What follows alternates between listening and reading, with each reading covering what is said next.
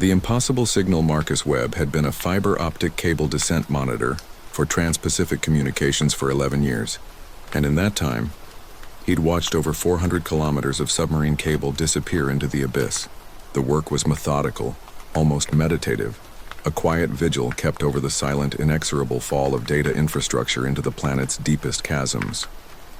He was Node 4 in a global network, a human component ensuring the digital arteries connecting civilizations were laid with perfect precision. Tonight's task was the final descent stage of the new PAC-9 cable, linking Guam to the Philippines. 1 Air UTC, shift commencement. All systems nominal. Marcus began his watch aboard the cable-laying vessel, Nautilus Endeavor, a state-of-the-art ship designed for one purpose, to stitch the world together with light. He sat in the darkened monitoring station, a cockpit of glowing screens that displayed the cable's vital signs. Real-time data feeds from the deployment array poured onto his workstation. Tension loads, payout speed, twist per meter, and the cable's precise position in the water column. The ship's dynamic positioning thrusters hummed, holding their location against the Pacific currents with unerring accuracy. Outside his reinforced viewport, the ship's positioning lights cast weak halos on the black undulating surface of the ocean. 30 UTC, system diagnostics initiated. Inside, the soft blue glow of his displays illuminated a face etched with focus. The descent operation was running smoothly, cable paying out at exactly 1.4 meters per second, tension holding steady at 4,200 newtons, depth reading showing 9,387 meters and counting. The Mariana Trench waited below. His routine was a precise choreography of observation and adjustment, a silent conversation with thousands of tons of machinery and electronics. He performed a system self-check at 0218 UTC, confirming all telemetry links from the Kongsberg multi-beam array were nominal. The monitoring station smelled of recycled air, coffee, and electronics.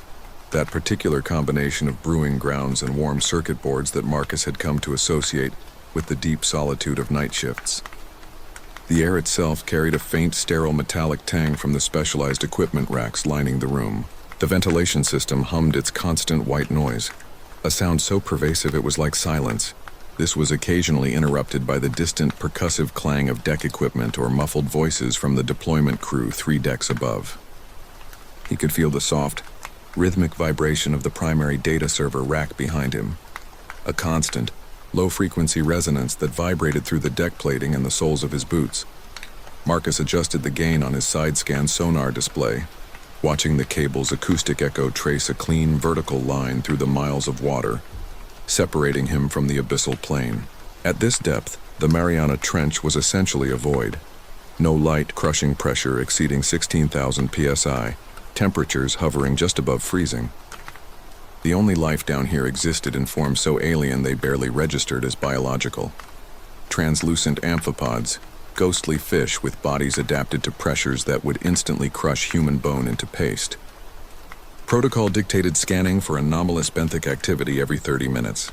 His last scan, logged at 0245 UTC, showed no deviations from the pre-surveyed bathymetric charts. It was an empty, flat expanse of sediment. The cable itself was a marvel of engineering, a composite artery of human ingenuity.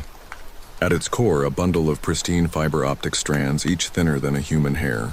This was protected by a copper conductor, then a layer of hydrogen scavenging gel, a seamless steel tube, and finally wrapped in multiple layers of high-tensile steel armoring and a pressure-resistant polymer jacket. It was designed to survive decades on the hostile ocean floor, while transmitting terabytes of data across the Pacific at light speed. Marcus had helped lay similar cables across 3 different ocean basins, connecting continents with invisible threads of communication infrastructure that most people would never know existed. He verified the cable's impedance readings from the sensor array for the 030 UTC entry, noting standard environmental fluctuations. At 9,394 meters, something changed. The sonar display flickered, a momentary cascade of digital noise before it resolved into an image that made Marcus lean forward, his coffee forgotten. The cable's clean descent trace had deviated, not dramatically, but enough to register as a Class 1 anomaly. Instead of continuing straight down, it curved slightly eastward, as if wrapping around an obstacle that wasn't supposed to be there. His internal alarm bells began to chime, a low, persistent thrum of professional unease against the backdrop of the ship's machinery. Marcus immediately pulled up the bathymetric survey data. According to the pre-deployment scans, this section of the trench was empty, a featureless abyssal plain. No seamounts, no hydrothermal vents, no geological features that could interfere with cable placement. Yet his real-time sonar was clearly showing a solid object, its signature dense and well-defined. He initiated a Level 3 anomaly classification sequence at 0307 UTC, flagging the event for the chief engineer's review at the end of shift. He switched the active sensor suite from the wide-angle descent monitor to the primary imaging array on the ROV tethered, just above the cable touchdown point, increasing resolution and narrowing the acoustic beam. He ran the return through the geophysical anomaly recognition suite, manually overriding the filters for geological formations.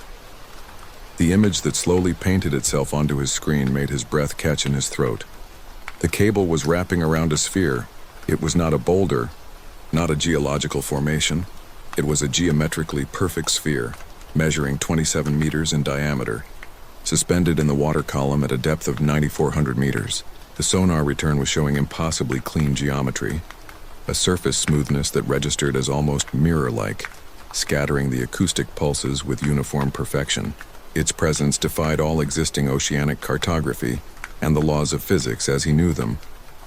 Marcus's hands moved automatically through diagnostic protocols, a desperate, trained response to an impossible situation. The sonar array was functioning normally. He cross-referenced with the secondary imaging system. Same result, a perfect sphere in a place of nothing. The sphere was real.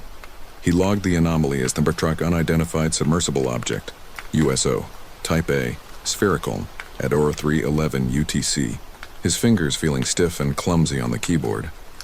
He activated the ROV's external cameras, angling the remotely operated vehicle's high-intensity lights toward the coordinates indicated by the sonar. The high-definition feed came alive, a blizzard of marine snow in the powerful beams, then absolute darkness. Slowly, impossibly, as the ROV maneuvered closer, something emerged from the black. The sphere hung there in the crushing dark, defying every principle of buoyancy and pressure physics. Its surface appeared organic, not metal or rock, but something that resembled skin or a colossal cell membrane, translucent and faintly, internally, luminescent. As Marcus watched, mesmerized, intricate patterns of bioluminescence began pulsing across its surface in silent, flowing waves, creating geometric designs that shifted and morphed like living circuit diagrams. A faint, almost imperceptible low-frequency hum emanated from the feed, too subtle for the human ear but registered clearly by the ROV's sensitive hydrophones, a deep, resonant vibration.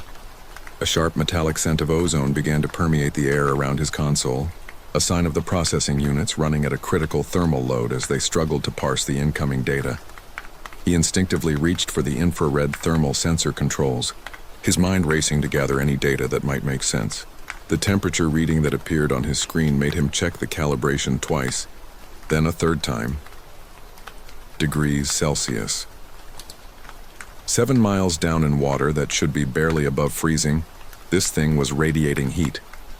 Not just surviving at crush depth, it was thriving, actively generating warmth and radiating it into the surrounding ocean like some impossible biological furnace. He noted the thermal anomaly, where your significant exothermic output recorded, housed into the incident report at 0315 UTC. Marcus initiated the bioluminescence analysis protocol, a sophisticated software designed to identify and classify deep-sea organisms based on their light patterns. The program ran for 30 seconds, its progress bar crawling across the screen, then returned results that made his stomach tighten into a cold knot. The light pulses weren't random. They weren't a mating display or a defense mechanism. They were binary code. He watched the patterns repeat, long flashes, short flashes, organized in precise sequences of 8. His fingers trembled slightly as he activated the decoding algorithm, a function of the software he had never used outside of simulations. The processor indicators on his terminal flashed rapidly, confirming the integrity and structure of the data stream. The first decoded sequence was a set of coordinates. Marcus quickly cross-referenced them against the ship's GPS. An exact match. The sphere was broadcasting the Nautilus Endeavor's precise position. The second sequence decoded into a list, the ship's active crew roster, complete with names, positions, and cabin assignments. Marcus's name appeared third designation, Cable Deployment Monitor, Station 4. The third sequence was a live feed of the ship's ballast tank pressure readings, 1.43 bar, 139 bar, 145 bar, 1.41 bar. The exact current pressures from the ship's 4 trim tanks, updated in real time as the vessel adjusted its stability in the surface swell. Marcus felt cold sweat forming on his palms, his skin clammy in the chilled air of the station. He was watching something 7 miles underwater transmit information about his ship. Detailed, accurate current information. Despite being at a depth where radio transmission was impossible, where water pressure would crush any known technology, where no conventional power source could possibly operate. Protocol was violated at 0319 as external entity obtained ship-sensitive operational data. The bioluminescent patterns intensified, spreading like a contagion across the sphere's entire surface. New sequences began appearing, faster now, scrolling across the organic screen in cascading waves of light and darkness. The sheer volume of data being transmitted was increasing exponentially, threatening to overload his analysis software. Marcus started recording everything to a hardened, isolated drive, sonar data, video feeds, thermal readings, the raw binary transmissions. His training demanded documentation, even as every instinct screamed at him to sever the connection, to cut the cable and run. He initiated emergency data siphon protocols, ensuring all information was mirrored to a secure, air-gapped drive that would survive even if the ship's main systems were compromised. The sphere was pulsing in perfect rhythm now, and Marcus realized with a growing, sickening horror that the rhythm matched something familiar. He frantically pulled up the cable's own data transmission log, comparing the fiber optic signal patterns to the bioluminescent pulses. They were synchronized perfectly. Whatever this thing was, it had interfaced with the cable. It was reading the data flowing through the glass core, terabytes of internet traffic, financial transactions, streaming video, private emails, processing it all in real time and responding with its own transmissions. Marcus reached for the ship's intercom panel to alert the bridge, but froze as a new sequence appeared on his decoding monitor. This one wasn't coordinates or crew data. It was a message translated from binary light into plain English, repeating over and over, "We know you're watching." The sphere suddenly contracted, its surface rippling with powerful muscular contractions that sent visible pressure waves through the water. A subtle shift in the hydrophone feed registered as a low, resonant thrum that he could now feel vibrating through the console itself. The cable, wrapped tighter around its equator, creaked audibly through the ROV's microphones. Marcus watched his tension monitors spike. 5,000 newtons, 6,000, 7,000, rapidly approaching the cable's 8,000 newton breaking threshold. Alarms began to sound from the deployment deck machinery above. Then the sphere began to descend. It was pulling the cable down, dragging it deeper into the trench with deliberate, inexorable force. Marcus's depth sensors showed impossible readings. 9,500 meters, 600, 9,700, depths that exceeded the Challenger Deep, that went beyond the known floor of the Mariana Trench into a region marked on his charts as Isars unsurveyed. The ROV's external pressure sensors began to register anomalies beyond their rated capacity, sending streams of error codes to his display. The temperature readings were climbing, 40 degrees Celsius, 45 degrees. The sphere was generating more heat as it descended, as if its internal processes were accelerating. Its thermal signature expanded, creating a localized warm water plume at the extreme depths. Marcus's screen suddenly filled with new data. The sphere was transmitting again. But this time the binary sequences were different, longer, more complex, structured in ways that reminded him of raw programming code. He ran them through the decoder, and what appeared made his dark residue run cold. Schematics, detailed engineering diagrams of the Nautilus Endeavor, complete blueprints showing hull composition, engine specifications, the layout of the communication systems, even the emergency protocols for the fire suppression system, plans for equipment that Marcus knew were classified, proprietary designs that existed only in encrypted databases on the ship's secure servers. Well, The sphere was downloading information from the cable, learning, analyzing, and it was learning fast. The bioluminescent patterns shifted again, the binary code giving way to simple text, forming new messages that scrolled across its surface in rapid succession. Hull integrity, 94%. Crew complement, 47. Optimal breach point, aft ballast tank, 3. Marcus's hand slammed down on the emergency cable release, but nothing happened. The winch controls were unresponsive, their indicator lights dark. The manual override lever wouldn't budge. On his monitor, he saw a new line appear in the system log. 32715 UTC. Command failed. External lockout on winch control system. He logged the failure with trembling fingers. Manual override protocols failed at 0327 UTC. External lockout initiated by unknown source. He was no longer in control. The depth gauge hit 10,000 meters at 0328 UTC. The sphere's surface suddenly erupted with light, a silent detonation of bioluminescence so intense that the ROV's cameras automatically dimmed to protect their sensors. When they adjusted, Marcus saw something that would be burned into his memory forever. The sphere was opening.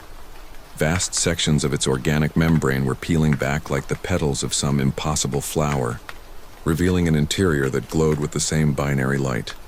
And inside, coiled in impossible dense configurations, were more cables, thousands of them, fiber optic lines identical to the one his ship was laying, all connected to a blindingly bright nexus at the sphere's core that his cameras couldn't resolve. The last transmission came through as a simple sequence, decoded into 3 words that appeared on Marcus's screen in cold, digital certainty. Installation will continue. Then every screen in the monitoring station went black. The lights flickered and died, plunging him into absolute darkness, the emergency power failing to kick in. And in the sudden, total silence, Marcus heard something that shouldn't be possible. A sound transmitted through 7 miles of water in the steel hull of the ship, reaching his ears as a subaudible thrum that he felt more in his bones than heard. The ship's structural integrity sensors, now dead, had registered one last alert, resonant vibrations from below.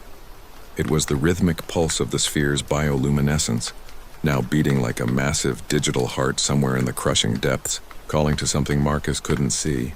And from somewhere deeper still, something was answering back. Patient Zero Elias adjusted the thin wire frames of his glasses, the cobalt blue light from the primary monitoring console reflecting off the anti-glare coating on his lenses.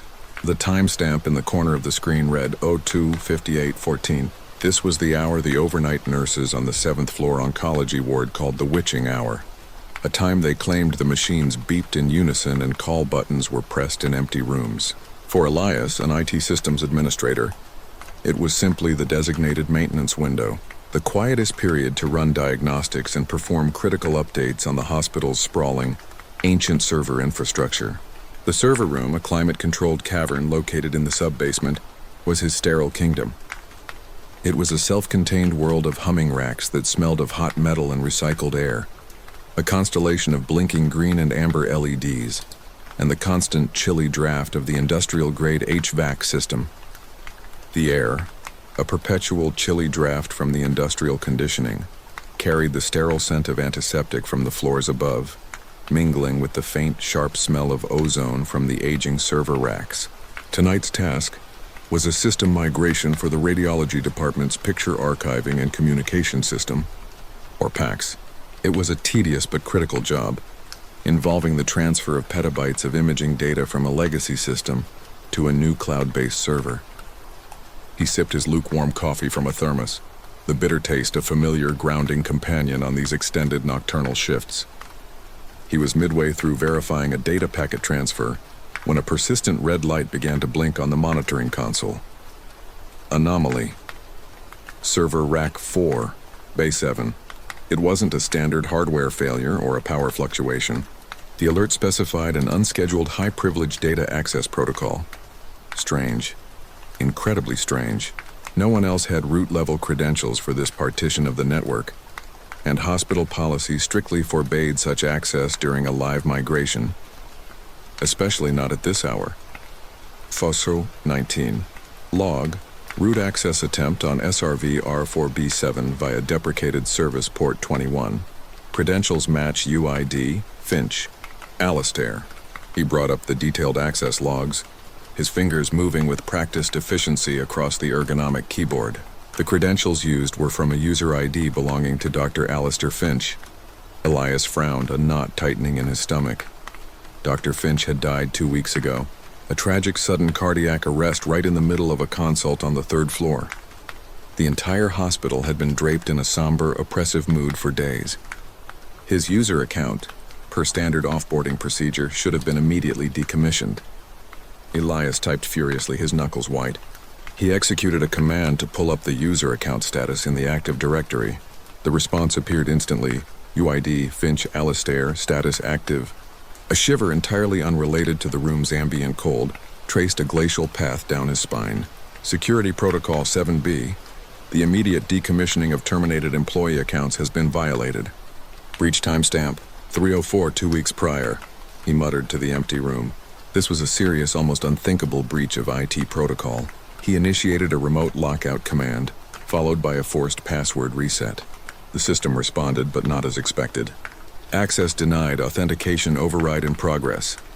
A stream of corrupted code, a torrent of hexadecimal nonsense and garbled ASCII characters, began scrolling rapidly across his terminal window. It wasn't random digital gibberish. It had a frightening, almost biological structure to it, like corrupted DNA sequences or malformed medical telemetry. Simultaneously, the cooling fans in Rack 4 whirred to a frantic, high-pitched vocalization for precisely 10 seconds, then abruptly fell silent. The sudden, absolute silence from that section of the room was more unnerving than the noise had been. Every other server hummed along with its monotonous, predictable drone, oblivious. Only Rack 4 stood dark, inert, and utterly quiet. 140 Status. Physical inspection of Rack 4 required. Elias stood, his joints cracking in protest. Protocol dictated a physical check for any hardware showing a total communication loss. He grabbed his heavy-duty Maglite flashlight from its charging cradle and his level 3 access keycard. He had to check it physically, reset the bay's power cycle, and check the connections. The walk down the short, grated metal corridor to the aisle containing Rack 4 felt longer than it ever had before. His rubber-soled shoes made no sound on the anti-static flooring, but the silence from the dead rack seemed to amplify the hum of the others, making it sound like a malevolent chorus.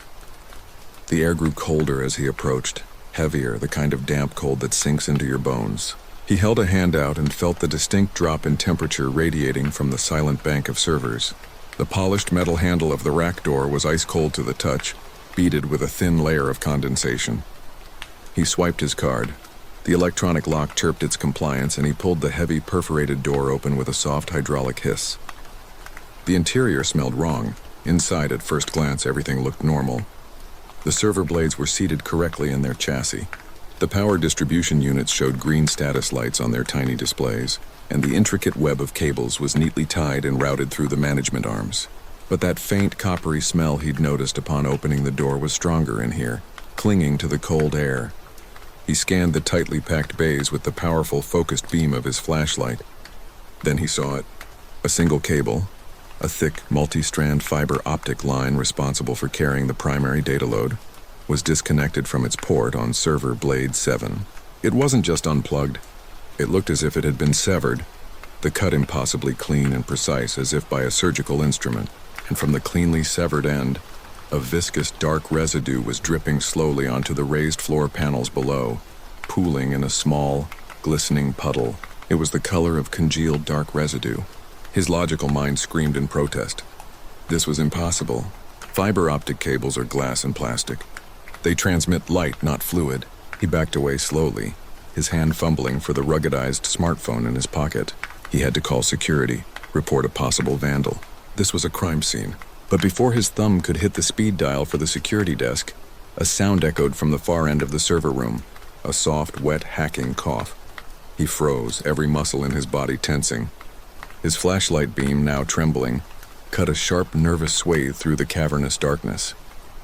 The sound came again, closer this time, echoing strangely in the acoustically dampened space. It was the distinct labored cough of someone with significant fluid in their lungs. Elias had heard it 100 times on the upper floors of the hospital. But this one was chillingly familiar. It was the same rattling cough Dr. Finch had developed in his final painful days. "Who's there?" Elias's voice was a weak tremor, a pathetic whisper that was nearly swallowed by the drone of the servers. "This is a restricted area." There was no reply, only a soft shuffling sound, the drag of a shoe on the concrete subfloor. A figure emerged from the deep shadows between two towering mainframe racks. It was tall and unnervingly gaunt, wearing what looked like the tattered, stained remains of a doctor's white coat. Its face was a void, completely obscured by the profound darkness of the aisle from which it emerged. But its form, its stooped posture, was unmistakable. It was Dr. Finch, or what was left of him. The figure raised a long, thin hand, and in it was a small metallic object glinting wetly in the beam of Elias's light. A scalpel, an object that had no place here. Elias didn't produce a vocalization. The sound was trapped in his throat, a solid mass of pure terror. He stumbled backward, his heel catching on a loose floor tile he'd meant to report for weeks. He landed hard on his back, the impact driving the air from his lungs. His flashlight clattered from his grasp, skittering away across the smooth, polished concrete before extinguishing as it hit a rack leg. The room was plunged into a disorienting, near-total darkness, save for the mocking, rhythmic blinking of thousands of tiny server LEDs, painting the scene in a matrix of shifting green and amber lights. The slow, wet, shuffling footsteps grew closer, a sound that would be forever burned into his memory. A low, gurgling sound accompanied them now, a horrible, wet rattle that seemed to emanate from the thing's chest. Elias scrambled backward, crab-walking on his hands and knees, his breath coming in ragged, painful gasps. The coppery, organic smell was overwhelming now, thick and cloying, burning his nostrils. He could hear the drip, drip, drip of the dark residue from the severed cable, a hellish, maddening metronome counting down his final seconds. The shuffling stopped directly in front of him. A shadow, a complete absence of even the faint LED light, fell over him. He dared to look up, and in the faint, ambient glow of the server lights, he saw the face of the figure. Its eyes were hollow, shadowed sockets, yet he felt them fixed on him with an impossible, malevolent intelligence. Its mouth gaped open, a black, silent chasm from which a low, guttural moan escaped. A foul, cold air washing over his face. He felt an icy, unnaturally strong grip clamp around his ankle. It was cold and rigid like a frozen piece of meat, but it held him fast. 18-9. Threat neutralized. He finally found his voice. It wasn't a word, but a raw, desperate vocalization, an animalistic burst of sound that was immediately swallowed by the monotonous, indifferent humming of the machines. He kicked out wildly with his free leg, his foot connecting with something both solid and yielding. The impact was sickening, like kicking a side of beef left too long in a freezer, solid yet with a ghastly give. The grip on his ankle loosened. He didn't hesitate. He scrambled to his feet on slick floor panels and he ran. He didn't check behind him. He didn't dare. He burst out of the server room, slamming the heavy, fire-rated door behind him, his trembling hands fumbling with the emergency maglock switch on the wall. He threw the switch and a heavy clunk confirmed the bolts had engaged. He collapsed against the cool painted brick of the corridor wall, chest heaving, his body trembling uncontrollably in the brightly lit hallway. The sudden normal light was a physical shock. He looked down at his hands, expecting to see them shaking. They were, and they were coated in a sticky, viscous, dark residue that smelled of rust and decay. He waited, pressing his ear against the cold steel of the door, listening. But the only sound was the frantic beating of his own heart. The server room door remained shut, silent. He never went back to the sub-basement. He submitted his resignation the next morning, effective immediately, citing only Brower's a hostile work environment. He couldn't explain what he saw. A presence in the machine? A complex hallucination brought on by sleep deprivation, stress, and caffeine. But he knew what he felt. He knew the smell of the dark residue, the impossible cold, and the dead-weight grip of the figure. Sometimes, late at night, when he's working on his own custom-built PC in the safety of his apartment, he sees it, a flicker on the screen, a corrupted file appearing on his desktop named patient0.log. He deletes it, but it always returns. And sometimes, when running a diagnostic, he hears it through his headphones. A single glitched audio sample. A faint, wet cough from the darkest, deepest corner of the system memory. The hospital had a new presence, a new kind of infection. And it was digitized. He had no protocol, no object, and no way to neutralize what was already dead, especially not when it had found a new, eternal way to live in the code. The silt-stained glass. My name is Liam, and for the last 8 years I've been a saturation diver and welder.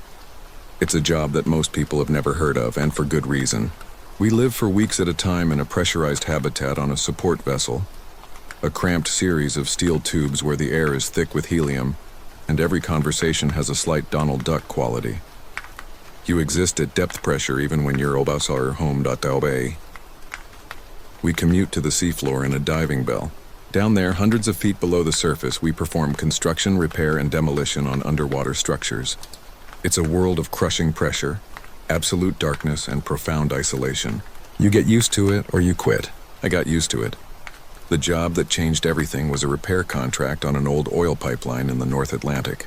The section that needed work was deeper than usual, nearly 900 feet down, requiring a carefully calculated gas mix and extensive pre-dive checks.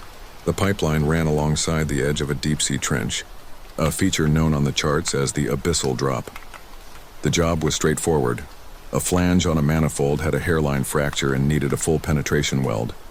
Standard procedure. My dive partner Greg and I had done this 100 times. Log entries 0215 descent initiated. Bell Karen commencing drop to target depth, 274 meters. We descended in the bell, the pressure inside slowly equalizing with the crushing force outside. Through the small, thick quartz viewport, the world dissolved from deep blue to an inky, impenetrable black.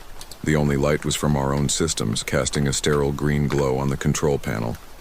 Pressure at 27.4 bar. Greg's voice crackled over the comms, his tone bored and routine. External temp is 2.8 Celsius. Looks like another glamorous day at the office. Just another Tuesday, I replied, checking the seals on my helmet for the 3rd time. The air inside my suit tasted sterile and recycled. A familiar cocktail of helium and oxygen. The Heliox mix scrubbing through the rebreather carried the faint, acrid scent of ozone from a minor electrical short somewhere in the helmet's comms unit. A familiar imperfection in the system. The bell settled on the seabed with a soft thud, the landing leg sinking 6 inches into the muck. It kicked up a cloud of fine gray silt that took minutes to settle, blanketing the viewport in a temporary fog. We opened the lower hatch and the frigid, high-pressure water of the deep Atlantic greeted us. We were connected to the bell by umbilicals, thick, positively buoyant snakes that provided our breathing gas, hot water for our suits to stave off deadly hypothermia, and our communication lines. They were our lifelines, our only connection to the world above. I stepped out onto the seabed. It was like walking on the moon, if the moon were made of primordial ooze. My heavy boots sank slightly into the silt and every movement was slow and deliberate against the immense drag of the water. The pipeline was a dark, hulking mass in the glare of our helmet lights, coated in a thin layer of marine growth. Beyond it, there was nothing. Just a sheer drop into the blackness of the abyssal drop. Our sonar showed the seafloor falling away into depths we couldn't even measure. The first few hours were routine, procedural. We prepped the flange, grinding away the old corroded metal with a hydraulic grinder. The high-pitched whine of the tool was the only sound besides our own steady breathing, and the occasional static buzz over the comms from our supervisor, Mark, on the surface. "How's it looking down there, boys?" Mark's voice was a comforting, tinny link to the world of sun and air. "Pretty as a picture topside," Greg said. Liam's just about finished with the prep. "Surface is clean. We'll be ready to weld in 30 mics." As Greg was speaking, I noticed something, a flicker of movement at the very edge of my light's beam. Out past the pipeline. I paused, the grinder spinning down with a hydraulic sigh. Diver 1. Biotelemetry indicates a stress event at 0314. Respiration rate exceeds threshold. Mark's voice cut through my thoughts. "Report Liam done an affirmative topside." "All green," or I said slowly, trying to regulate my breathing. "Just thought I saw something." I swept my light back and forth in a wide arc. Nothing, just the endless plains of silt, the looming shadow of the pipeline and the deep, cold void. "Probably a grenadier," Greg suggested, his voice muffled as he adjusted a valve. "Or a stray 6-gill shark. Place is crawling with them." He was probably right. The deep sea is full of strange life. But this felt different. It was a fleeting, unnatural shape. Tall. I shook my head. my helmet assembly shifting slightly. Dismissing it as a trick of the light, a symptom of the pressure on the optic nerve, I went back to work. We finished the prep, and it was my turn to weld. Greg moved off to monitor the gas flow from the bell, his light a receding star in the gloom. I knelt, braced myself against the pipe, and struck the arc. A brilliant man-made sun flared to life, casting harsh, dancing shadows across the seabed. The intense, localized heat instantly vaporized the water around the welding rod, creating a temporary bubble of gas, the shroud, that allowed the molten metal to take. It required intense concentration. I was halfway through the first pass when it happened again. This time it wasn't at the edge of my vision. It was directly in front of me, illuminated for a split second by the actinic flash of the arc. A face, pale and gaunt with wide, dark eyes staring at me from the other side of the pipeline. It was gone as quickly as it appeared, swallowed by the darkness as the arc extinguished between passes. My breath hitched. My heart hammered against my ribs, a frantic drum against the hum of my suit's systems. "Liam, your breathing just spiked again." Mark's voice cut through my panic. "I saw a face, I stammered, my own voice sounding distant and strange in the helium-rich atmosphere of my helmet. There was a moment of silence. "A face?" Greg asked, his light beam cutting through the gloom towards me. "What are you talking about?" And on the other side of the pipe, when I struck the arc, "It was right there." "Can Liam, there's nothing out there," Mark said calmly, though I could detect a note of underlying concern. "The bell's active sonar is clear. The ROV camera shows nothing. It's just you two in a lot of mud." "I know what I saw," I insisted. But even as I said it, doubt crept in. High-pressure nervous syndrome can cause vivid hallucinations. Saturation diving plays tricks on the mind. Was I seeing things? Was the pressure getting to me? I tried to focus, to finish the weld, but my hands were trembling. Every time I struck the arc, I braced myself, expecting to see that face again. The logical part of my brain, the part trained in procedures and physics, told me it was impossible. No one, nothing could survive down here unprotected, but the image was burned into my mind. Then a new sound reached me, a low, rhythmic thumping that seemed to vibrate through the water and the steel of the pipeline under my hands. It was slow, like a giant, slumbering heartbeat. "Mark, are you hearing that?" Greg asked, his voice tight. "Acoustic anomaly, .zana negative, Greg," and Mark replied. "No anomalous acoustics on our end. Hydrophones are clear. What are you hearing?" Then, A thumping sounder, Greg said. "It's faint, but it's there. Feels like it's coming from below us, resonating up from the seabed." The thumping grew louder, more insistent. It was a deep, resonant boom that I could feel in my chest, a low-frequency vibration that bypassed my ears and went straight to my bones, even through the thick layers of my dive suit and the water buffer. The silt around our boots began to shift and dance, stirred by an unseen pressure wave. Then the powerful lamp on my helmet flickered. Power fluctuation in the bell. Mark's voice was now sharp with alarm. "Liam, Greg, what's your status?" "Our lights are flickering," I said, my eyes darting into the oppressive darkness beyond my beam. "The thumping is getting stronger. It feels close." Suddenly, a section of the pipeline about 20 feet away from me buckled. It bent inwards with a horrifying shriek of tortured metal, as if struck by an immense unseen force. The metal groaned in protest, and a plume of sand and debris erupted from the seabed where it had been impacted. "Jesus Christ," Greg yelled. "The pipe just caved in. Something hit it. And abort the job. Get back to the bell. Both of you now," Mark ordered, his voice losing its professional calm. I didn't need to be told twice. I abandoned the welding equipment and started scrambling back towards the distant light of the diving bell, my umbilical trailing behind me like a clumsy tail. The thumping was deafening now, a frantic primal rhythm that seemed to be coming from all directions at once. The water around me felt thick, heavy as if its very density was increasing. Then I saw it. It wasn't just a face this time. It was a shape, unfolding from the darkness beyond the ruptured pipeline. It was huge, far bigger than anything I could have imagined. It was a tangle of long, spindly limbs, impossibly thin and jointed at sickening, incorrect angles. They were a pale, almost phosphorescent white, and they moved with a jerky, unnatural grace that defied the crushing pressure. At the center of the massive limbs was a torso, humanoid but elongated and emaciated, and a head with no discernible features except for two vast black eyes. It was the thing I had seen. But now I was seeing all of it. It rose from the seabed, its limbs unfurling like the petals of some nightmare flower. It paid no attention to Greg, who was closer to the bell. It was focused entirely on me.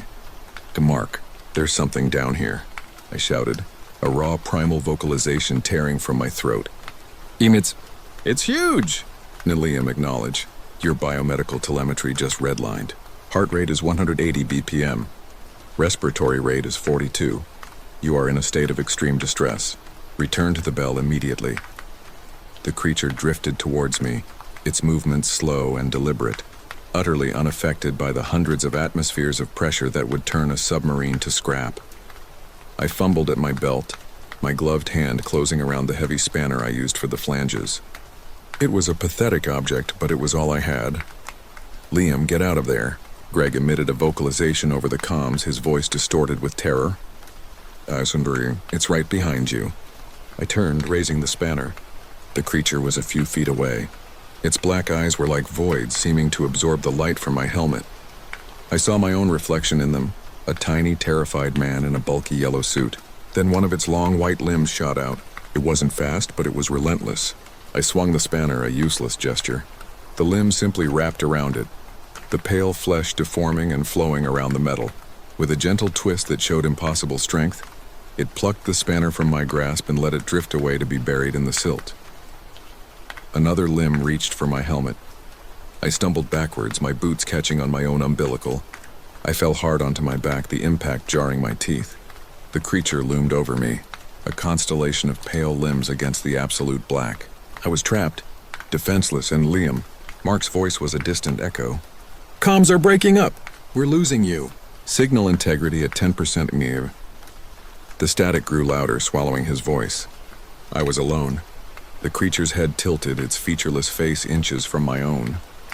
I could see the fine, swirling patterns on its pale skin, like patterns in oil on water. It wasn't looking at me. It was looking through me.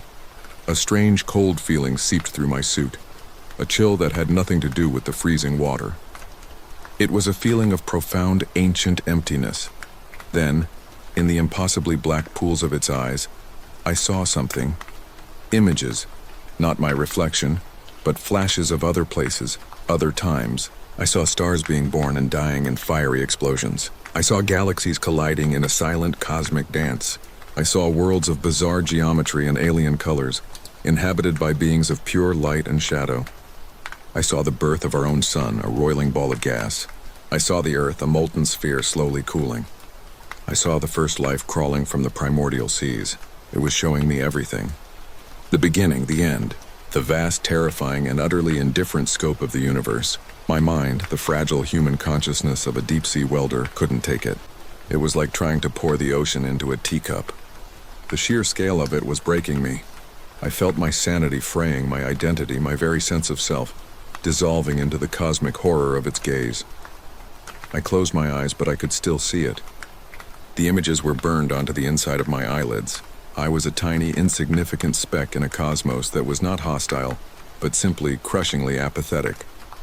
And this thing, this ancient cosmic presence, was a part of it. It was a traveler, a messenger, a fragment of the void itself. I don't know how long I lay there, lost in that terrifying vision. It could have been seconds or centuries. The thumping had stopped. The cold was receding. I dared to open my eyes. The creature was gone. I was alone on the seabed. The ruptured pipeline, the discarded spanner, my own tracks in the silt. Everything was as I had left it. The only evidence that it had ever been there was the terrifying, crushing knowledge now locked in my head. I don't remember getting back to the bell. The next thing I knew, I was being helped through the hatch by Greg, his face pale with fear, his eyes wide. "Liam. Oh my God, Liam. Are you all right?" he asked, his hands shaking as he helped me unlatch my helmet. I couldn't speak. I just sat there, dripping and shivering, staring at the steel floor of the bell. Mark's voice came crackling back over the speakers, faint at first, then stronger. "Repeat DSV-3, do you copy? Comms link severed at 0322 Zulu. Re-established at 0334. That's a 12-minute blackout. Report status, what happened down there?" 12 minutes. It had felt like an eternity. We were pulled to the surface. The decompression process took days. Days spent in a chamber a few feet across, but I barely noticed. I was in a daze, the cosmic vision still flashing behind my eyes. I refused to talk about what happened. What could I say? That I had looked into the eyes of a god or a demon from the dawn of time? They'd have me medically discharged and committed. The official report was a work of fiction, co-authored by myself, Greg, and a very pragmatic Mark, who wanted to avoid a multi-million-dollar investigation. Log entry 77B4 reads, anomalous geological tremor at 0321 caused localized pipeline damage. Subsequent power surge and comms blackout attributed to Bell's umbilical strain. Divers recovered safely. No mention of impossible creatures or cosmic revelations. Greg backed me up, claiming we both just panicked in the face of a near disaster. He knew better. He saw that thing too, even if only for a moment. But he wanted to keep his job, to keep his sanity. He chose to forget. I couldn't. I never went back to saturation diving. I couldn't face the darkness, knowing what was in it. I work a desk job now, in an office with big windows and lots of sunlight. It's safe. It's bright. But even now, years later, I can't look at the night sky. I can't look at the stars without feeling that same soul-crushing vertigo I felt at the bottom of the sea. Because I know what's out there, in the vast, cold emptiness of space. It's the same thing that's down there in the crushing absolute darkness of the deep. It's ancient, it's vast, and we are utterly, hopelessly insignificant. I saw its face in the silt-stained glass of my helmet, and it's a face I will see every time I close my eyes until the day I die.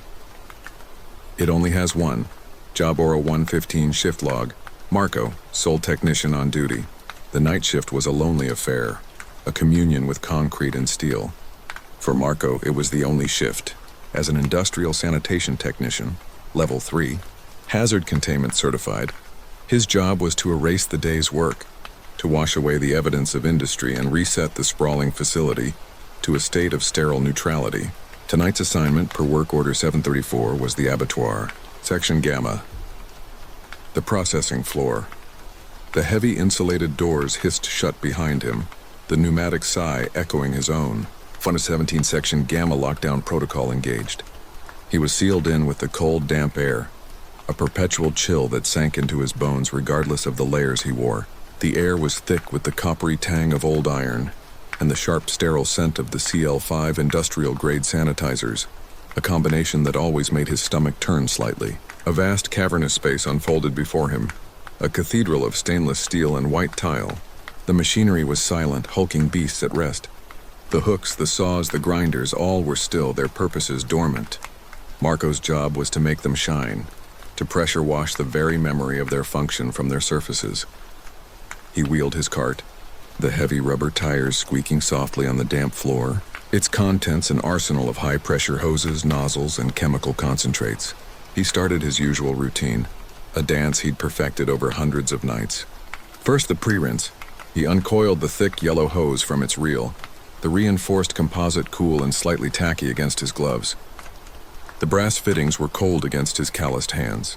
He braced himself, locking the coupling with a practiced twist, turned the main valve, and a powerful jet of steaming water erupted from the nozzle, striking the tiled walls with a deafening roar. The blast was so powerful he could feel the vibration travel up the length of the hose and into his shoulder. The air filled with a new smell, the sharp, acrid scent of ozone mixed with the faint, cooked odor of old protein being flash-steamed off the metal. He worked methodically, sweeping the water across the walls, then the floor, guiding the rivers of murky water toward the massive drainage grates. The dark residue stains, stubborn presences of the day's operations, began to yield under the onslaught of heat and pressure. It was a dirty job, but it was a simple job. Predictable, he liked predictable. The rhythmic hiss and roar of the water, the methodical back and forth, it was almost meditative. It allowed his mind to drift, to think about his daughter's upcoming birthday, about the leak in his roof, about anything other than the nature of the stains he was erasing.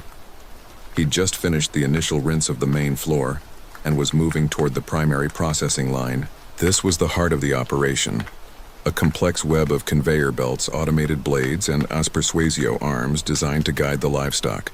It was the hardest part to clean, full of nooks and crannies where organic matter would collect. He'd shut off his hose, the sudden silence of the room ringing in his ears, broken only by the slow, rhythmic drip, drip, drip of water from 100 different surfaces. That's when he heard it, a low hum. It was so faint at first he thought it was his imagination or maybe the building's main ventilation system kicking in. But it grew steadily, a deep resonant thrumming that seemed to vibrate up through the soles of his boots. It was the sound of a motor, a very large motor. Marco's eyes shot to the main conveyor belt. It was moving. Slowly, ponderously, the thick black belt began its cycle, inching forward with a series of soft clicks and a low, guttural groan. Protocol was violated at ZOR-214R, he muttered, his training kicking in. Logging unscheduled heavy machinery activation. Control input not registered on the local panel. The panel was 20 feet away, its large red Breer stops button glowing faintly. The greenware starts button was dark. No one had touched it. No one could have touched it. He was the only person in the entire wing of the facility. A lockdown protocol he himself initiated at the start of his shift ensured that. He felt a prickle of unease, the small hairs on his arms standing on end. He walked cautiously toward the control panel, his boots making squelching sounds on the wet floor. The humming of the conveyor motor was a constant, unnerving presence in the quiet room. He reached the panel and double-checked. The master switch was in the off position just as he'd left it. Yet the belt continued its relentless, creeping journey. He slammed his palm down on the red stop button. Nothing. He hit it again, harder this time, the plastic groaning under the impact. The belt didn't even hesitate. It was impossible.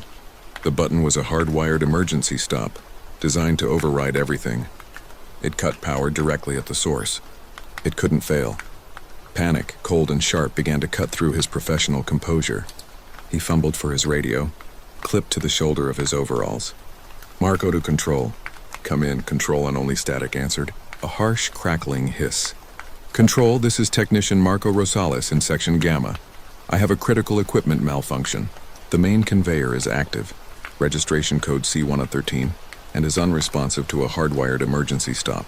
I repeat, E-stop is non-functional. Do you copy over? More static. The sound was thick, almost liquid. It wasn't the usual empty channel hiss. Sounded occupied. He tried a different channel, more of the same garbled, angry noise. It was as if the very air had become an ocean of static and he was sinking in it. The conveyor belt continued to move, and now, other sounds joined the chorus. A pneumatic hiss from one of the persuasion arms. A high-pitched whine as one of the circular saws began to spin, slowly at first, then picking up speed until it was a silver blur, singing a thin, menacing note. One by one, the machines of the processing line were coming to life, a symphony of automated death starting its performance for an audience of one. Marco backed away, his heart hammering against his ribs. This was wrong. This wasn't a malfunction. It was a violation of reality. He abandoned his cleaning cart and ran for the exit, his boots slipping, his breath coming in ragged gasps. The humming of the machinery grew louder, more insistent, a hungry sound that seemed to chase him. He reached the double doors and slammed his shoulder into the push bar. It didn't budge.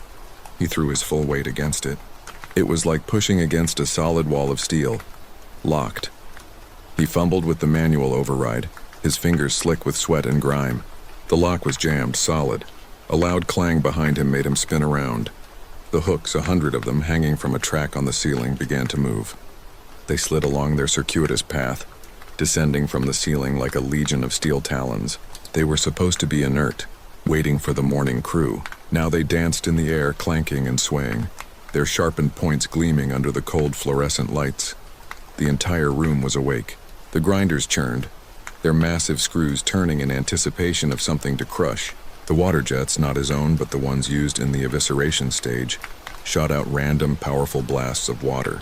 The room had become a death trap, a fully operational slaughterhouse, and the machines seemed to be watching him. He was trapped. The radio was useless, the doors were sealed.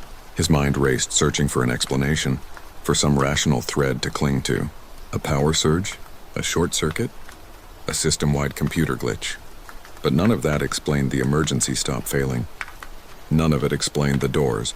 The main conveyor belt was now moving at full speed. The persuasion arm, a massive robotic limb, swung out. Its movements no longer jerky and programmed, but fluid, almost organic. It swept across the floor as if searching. Marco flattened himself against a wall, His breath held tight in his chest.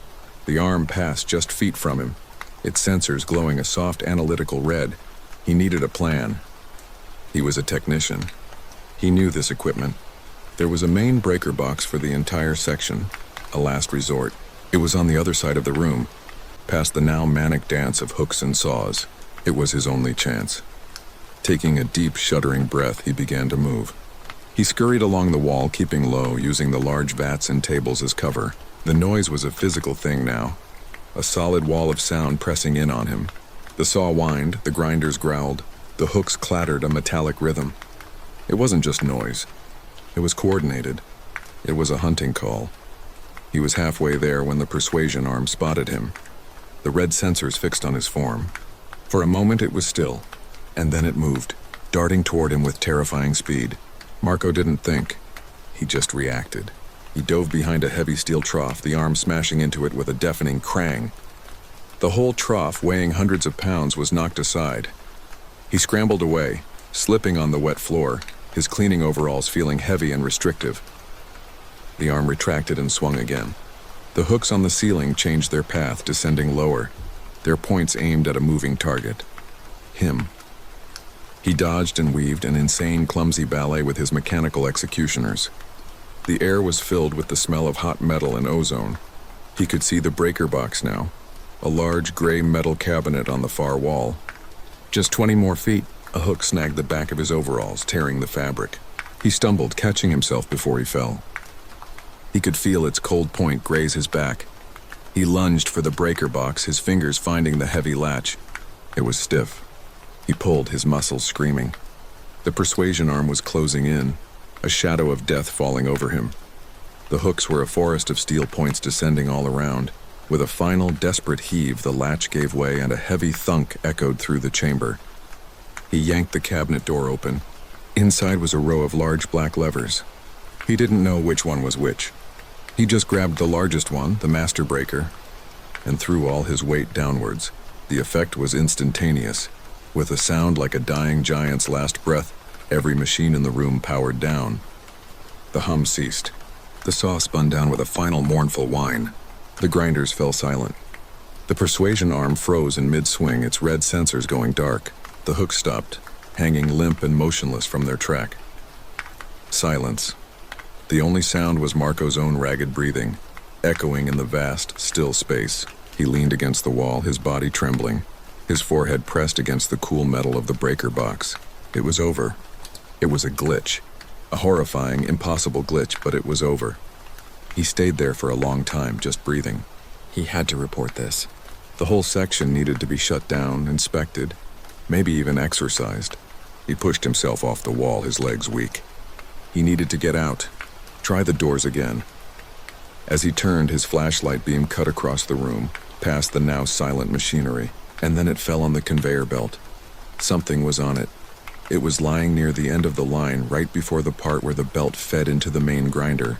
It was a lump, a shape, dark and indistinct in the gloom. An asset displacement? An equipment failure resulting in a detached component? Had he missed something in his initial 360-degree survey of the room? SOP mandated a full visual clearance before sanitation commencement. He hadn't noted any anomalies. He approached cautiously, the beam of his flashlight held out before him like an object. The silence was heavier now, more menacing than the noise had been. As he got closer, the shape resolved itself. It wasn't a piece of equipment. It was a figure. It was wearing his company's overalls. It was a man, lying face down on the black rubber of the belt. Marco's heart seized. Had there been another worker in here? Someone he hadn't known about? "Hey," he called out, his voice weak. "Hey, are you all right?" There was no answer. The figure was perfectly still. A dark pool of what looked like dark residue was spreading out from underneath it, stark against the belt. Marco was just 10 feet away now. He could see the name tag on the back of the overalls. He recognized it. It was his own name. He stopped, his mind refusing to process what he was seeing. It was him. The impossible truth slammed into him with physical force. He was looking at himself, lying broken and still on the conveyor belt, a figure about to be fed into the main grinder. But he was standing here. He was alive, his heart hammering a frantic rhythm against his ribs, his lungs burning for air. It was a perfect duplicate, down to the tear in the knee of his overalls from a snagged hook last week, and then, with a low, sickening groan, the conveyor belt started moving again. The master breaker was thrown. The power was cut. But it was moving. It had no power, no motor, but it was moving. It was dragging the figure of him, the other him, toward the waiting, silent maw of the grinder. Marco let out a strangled vocalization, a sound of pure, unadulterated terror. He stumbled backward, his flashlight falling from his numb fingers and skittering across the floor. The room was plunged into near-total darkness, the only light coming from the faint red emergency signs above the sealed exits. In the dim red glow, he could just make out the silhouette of the conveyor. It was still moving. It was taking the figure, his figure, on its final journey. He couldn't see it, but he could hear it. A soft, wet dragging sound. He scrambled in the darkness, a primal fear taking over. He had to get out. He didn't care how. He threw himself at the doors again and again, his shoulder striking the unyielding steel, the impacts making dull, fleshy thuds. It was no use. The dragging sound stopped, and a new sound began, a low grinding, crunching sound, a wet sound. It was the sound of the grinder, turning slowly, deliberately, without any power. It was the sound of it doing its job. Marco slid down the door, his body giving up. He sat on the cold, wet floor in the dark, listening. He wrapped his arms around his knees, making himself as small as possible. The grinding continued, slow and steady. The machine had a job to do. It only had one job, and he was beginning to understand that his job, the cleaning, was just a small part of a much larger, much older process. The machinery was the slaughterhouse. The livestock was just incidental. Its hunger was for something more. The grinding finally stopped. Silence returned. Absolute and final, a vacuum where the mechanical noise had been. Marco didn't move. He continued his log, not on the radio, but in his head. Air 258, grinding process complete. Subject neutralized. He just sat there in the dark waiting. Waiting for the hum to return. Waiting for the machines to get hungry again. Waiting for the conveyor belt to start its slow, inevitable journey, because he knew, with a certainty that had chemically altered his soul, that the abattoir would not be truly clean until all the evidence of his presence had been properly processed. The Somnus 7:45 ship time. Erebus log. The job was supposed to be simple, another milk run for the salvage vessel Erebus. Captain Eva Rostova, a woman whose face was a detailed roadmap of stellar radiation and deals gone sour, stared at the main view screen. The target, the colony ship Somnus, floated silently in the unforgiving void, a ghost illuminated by a distant blue giant. Classified as a presence ship, it had been adrift for 20 years following a total communications blackout. No final distress call, no detectable debris field, just 2 decades of absolute profound silence. The payout for its reactor core alone would keep the Erebus flying for another 3 cycles, a fact that sat like a lead weight in Eva's stomach. Milk runs always had a way of curdling. "Looks clean, Cap," Jax, her tech specialist, said from his console, his voice tinny over the internal comm. His youthful optimism, still unmarred by true catastrophe, was a stark contrast to Eva's weary cynicism. No hull breaches detected on the primary scans. Life support signatures are anomalous, faint, just a whisper on the scopes, and whispers in the dark are what get you neutralized. "Kid," Eva muttered, her eyes narrowing as she cross-referenced the Erebus's meager database on the Somnus model, a Utopia-class vessel. Top of the line 20 years ago. "Magnus, you ready for a stroll through history?" From the back of the small utilitarian cockpit, a mountain of a man encased in a worn exosuit gave a slow, deliberate thumbs up. Magnus was their muscle, their anchor, a man of few words and immense quiet strength. He didn't need to speak. His steadfast presence was communication enough. "All right," Eva declared, leaning back in her worn command chair, the faux leather cracking softly. "Standard salvage protocol, Section Gamma. We go in, assess the ship's state, tag the valuable components, and we get out. No heroics, no souvenirs. We are here for the reactor core and the nav computer. Nothing else. Is that understood?" The Erebus, a utilitarian beetle of a scavenger, latched onto the Somnus's dorsal hull with a heavy magnetic clank that vibrated through the deck plates. The silence that followed was absolute, a perfect vacuum of sound that seemed to physically press in on them. amplifying the hum of their own ship's life support. In the cramped airlock, Eva, Magnus, and Jack suited up. The familiar, methodical sequence a small comfort. The hiss-click of mag seals on their armor, the low thrum of oxygen recyclers kicking in, the final soft click of their helmets locking into place, sealing them into their own small worlds. Comms check encrypted Channel 4. Eva's voice was crisp and devoid of emotion in their ears. Check. Channel 4? Jax responded, his voice a little too high. Magnus gave a double click on his comm channel, his usual solid affirmative. The outer airlock door hissed open, revealing the cavernous docking collar of the Somnus. The inner door followed, and the first breath of the colony ship's atmosphere flooded their link. The air was stale, recycled for 2 decades with no maintenance, thin and biting cold. It was a tomb's breath, underpinned by the sharp, acrid tang of ozone from a fried power conduit somewhere nearby. Emergency lights, powered by some phantom source, cast long, dancing shadows down a corridor that stretched into blackness. Panels hung loose from the walls, their wiring spilling out like metallic entrails. A fine layer of gray dust coated every surface, feeling strangely slick and greasy under Eva's gloved fingertips when she steadied herself against a bulkhead. Dust motes thick as a winter snowstorm swirled in the tight beams of their helmet lights, each particle a tiny fragment of the ship's dead skin. Jax, internal atmospheric analysis. Eva pressed into her comm, her voice a clipped professional monotone. Nitrogen 79%, oxygen 20%, trace contaminants consistent with long-term material degradation. Breathable, but barely. Pressure is 0.85 standard. It's thin, Captain, or acknowledged. Grid diagnostics? And it's not good, Cap. Grid diagnostics show a total cascade failure originating from engineering at 0347 ship time. I'm attempting to bypass the mains and energize the cryodeck locally, but the primary conduits are cold. Eva consulted her own wrist-mounted datapad, pulling up ship schematics. Negative, Jax. Cascade failure protocol was violated at 0347.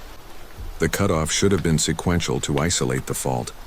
Instead, everything went dark simultaneously. It wasn't a failure. It was an execution. You focus on the bridge first.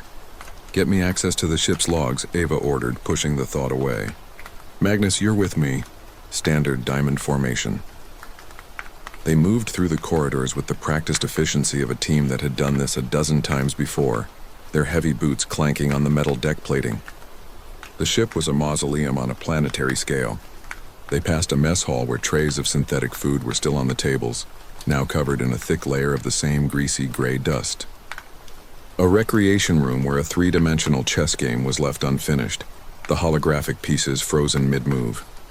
It was as if the crew of 5,000 souls had simply evaporated in the middle of a sentence. The bridge was just as eerie, a silent cathedral of technology. Screens were dark, command chairs were empty. Jax moved to the captain's console, unclipping a multi-tool and prying open an access panel. He plugged his datapad into the primary data port, his fingers flying across the holographic interface. Working on it, Cap. Heavy military-grade encryption. The last log entry is corrupted, blocked. But the entry timestamp is 20 years ago to the day. And anything else? Eva asked, sweeping her light across the silent command stations, noting the lack of any sign of struggle.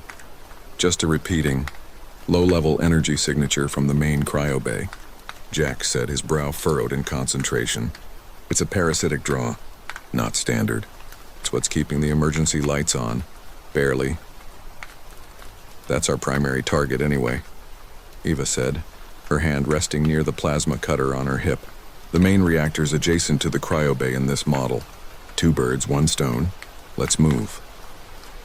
9:12 ship time. Erebus log. The journey to the primary cryobay took them deeper into the ship's metallic heart and deeper into the oppressive, waiting silence. They moved through the main habitation ring, a silent city of the dead. Rows of identical doors lined the curving corridor, each one a sealed mystery hiding a personal story cut short. A child's drawing was taped to one door, a crayon sun with a smiling face. Another door was slightly ajar, revealing a cabin where personal terminals were still lit, displaying pages of unread text. The silence here was different. It wasn't just an absence of sound. It was weighted as if holding its breath. Magnus suddenly stopped, his heavy frame completely blocking the path. He raised a gloved hand, his head tilting almost imperceptibly. "Did you hear that?" His voice, a rare rumble over the comms, was strained. "Hear what, Magnus?" Eva asked, freezing in place. A hum. Faint. Not from the ship. They all fell silent, straining their ears against the low hum of their own suit systems. And then they heard it. A low melodic hum, almost like a lullaby. It was faint, ethereal, and seemed to come from everywhere at once, resonating deep in their bones. "That's not on any known frequency," Jax whispered, his display showing a chaotic scribble where a clean waveform should be. Vocal analysis software can't even classify it. "It's organic, but it's also resonating with the ship's hull." Eva's hand instinctively went to the heavy-duty plasma cutter, a tool, not an object, on her hip. "Stay sharp. Jax, get that cryo bay online the second we're in. I want to see what's in there." The humming grew louder, more defined as they approached the massive blast doors of the cryo bay. A heavy manual release wheel was set into the wall beside the inactive control panel, a last resort for catastrophic power failure.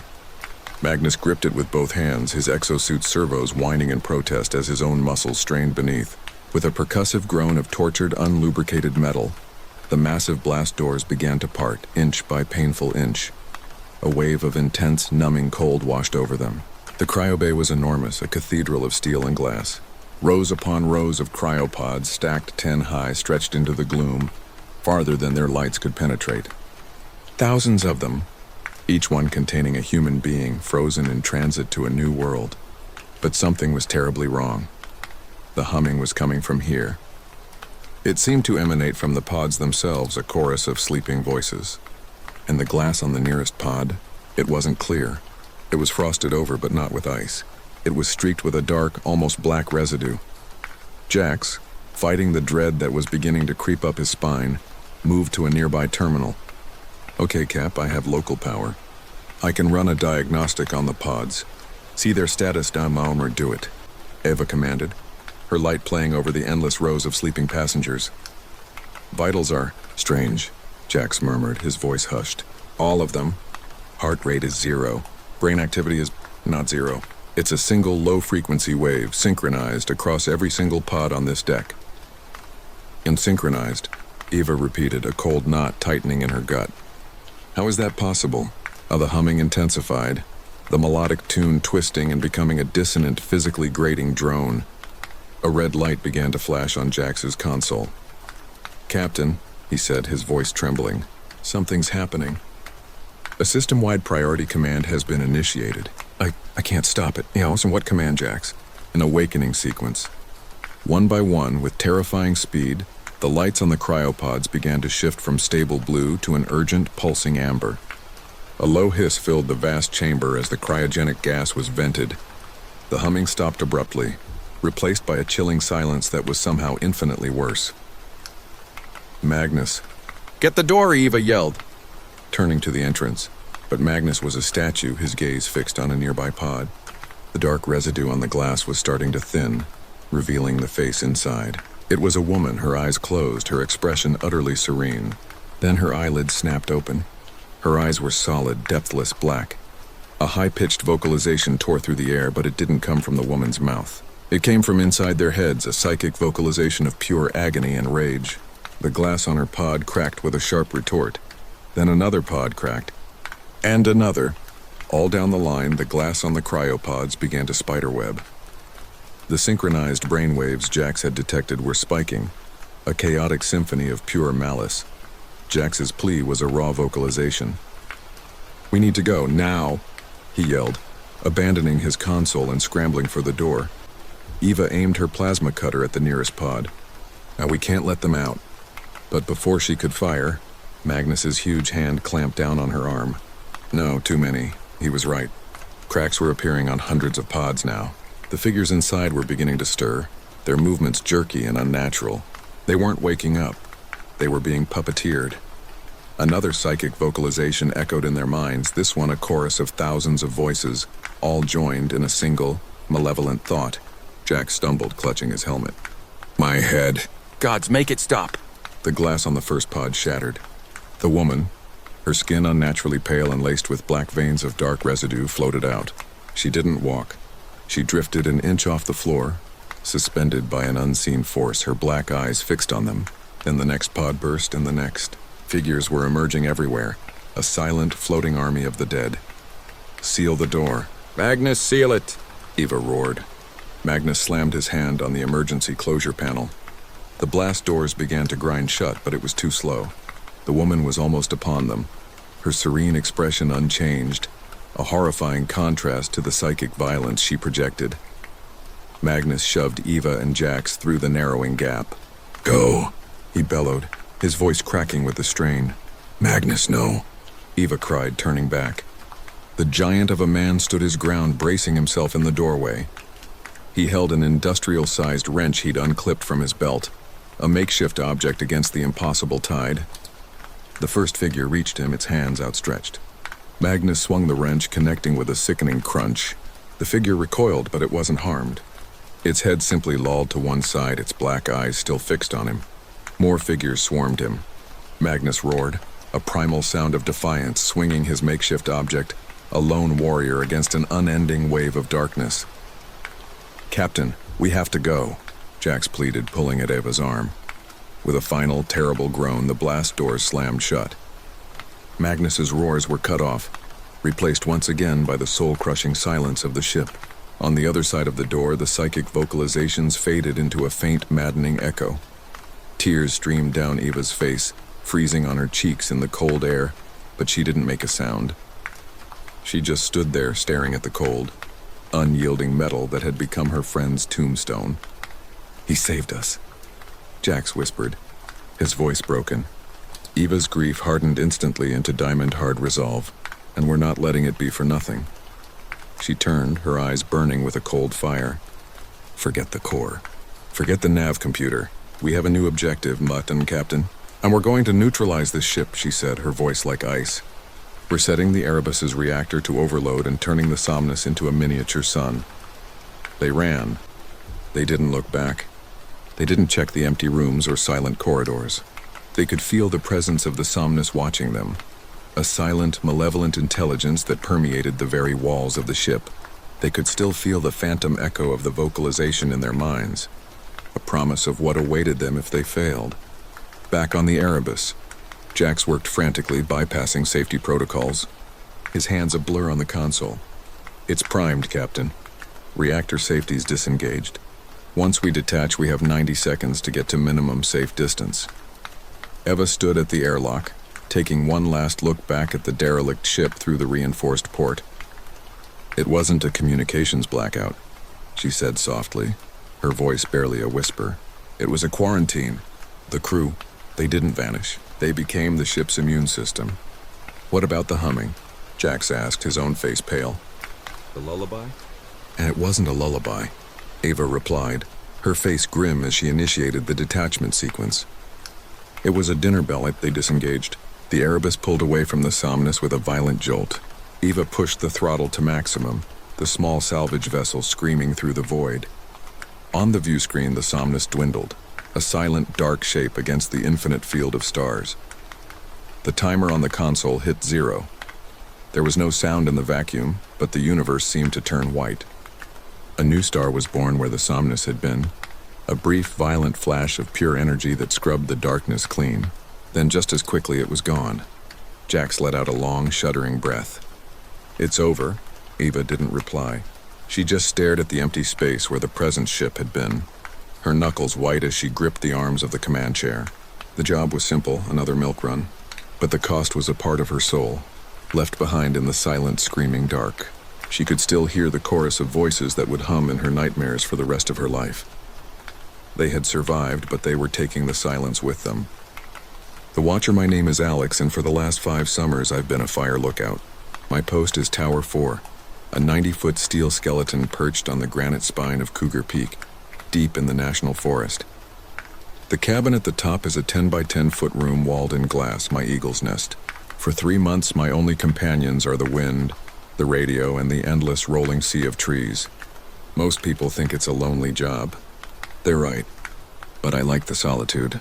It strips you down to the essentials.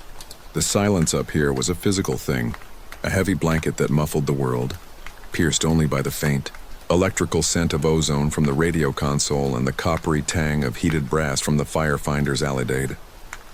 The only sounds were the whisper of the wind against the glass and the occasional creak of the old wooden tower.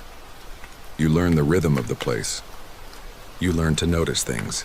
A flicker of movement in the undergrowth a mile away. The way the light changes just before a storm. You become part of the landscape. It's a peaceful existence. It was, until the man in the flannel shirt appeared. It was mid-July, the air thick and heavy with the promise of heat. The sun was a molten gold, painting the eastern ridges in fiery color. I was doing my morning sweep, binoculars pressed to my eyes, methodically scanning the grid I knew better than my own face. That's when I saw him. He was about 2 miles out, a tiny speck of red and black against the green, walking with a steady, unhurried pace directly towards my tower. I lowered the binoculars, frowning. Hikers weren't unheard of, but they were rare this deep in the park, and they almost always stuck to the marked trails, which this man was not doing. He was cutting a straight line through dense forest. I raised the binoculars again. He wore a red flannel shirt, dark pants, and a grim, determined expression that I could make out even from that distance.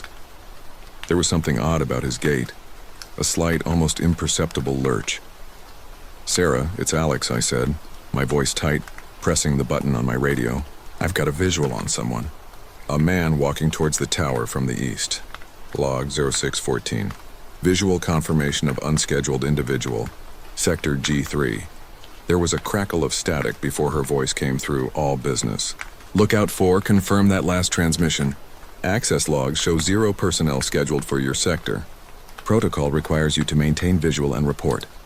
"Confirmed," I replied, my eyes still glued to the figure. No pack, no gear that I can see, just walking. "Keep an eye on him, Alex, probably just a lost tourist. If he gets within a half mile, radio in again. We'll send a ranger to escort him out. Sarah, out." I watched him for the next hour. He never paused, never looked around. His path was unnervingly direct, as if pulled by an invisible string tied to the base of my tower. The sun climbed higher, beating down on the forest, but he didn't seem to feel the heat. As he got closer, the details became clearer. His flannel shirt was ragged, torn at the shoulder. His face was gaunt, his eyes deep-set and shadowed. He looked unwell. An hour later, I radioed Sarah again. "He's within the half-mile mark. Still coming." "Roger that, Alex. Perimeter breach logged at 0721. Ranger patrol is 40 minutes out from your location. Stay in the tower. Do not engage." Standard procedure, I didn't need to be told. Something about the man made the hairs on my arm stand up. It wasn't just that he was somewhere he shouldn't be. It was the way he moved, the single-minded focus. He wasn't lost. He knew exactly where he was going. I watched as he reached the clearing at the base of the tower. He stopped directly beneath me and for the first time looked up. His face was a mask of exhaustion and something else. Something I couldn't name. Desperation, rage. His eyes, even from 90 feet below, seemed to burn. They were a startlingly pale blue, a stark contrast to his sun-darkened skin. He just stood there staring up at me for a full 10 minutes. The silence was absolute. No birds sang. The wind died. There was only the man and me and the vast empty sky. Then he started climbing, my heart hammered against my ribs. The tower ladder was for authorized personnel only. "Sarah, he's climbing the tower." I repeat, the individual is climbing the tower. "Alex, what?" Her voice was sharp with alarm. "Get back from the windows. Lock the trapdoor. The rangers are 20 minutes out." I scrambled to the trapdoor in the floor, my hands shaking as I fumbled with the heavy steel bolt.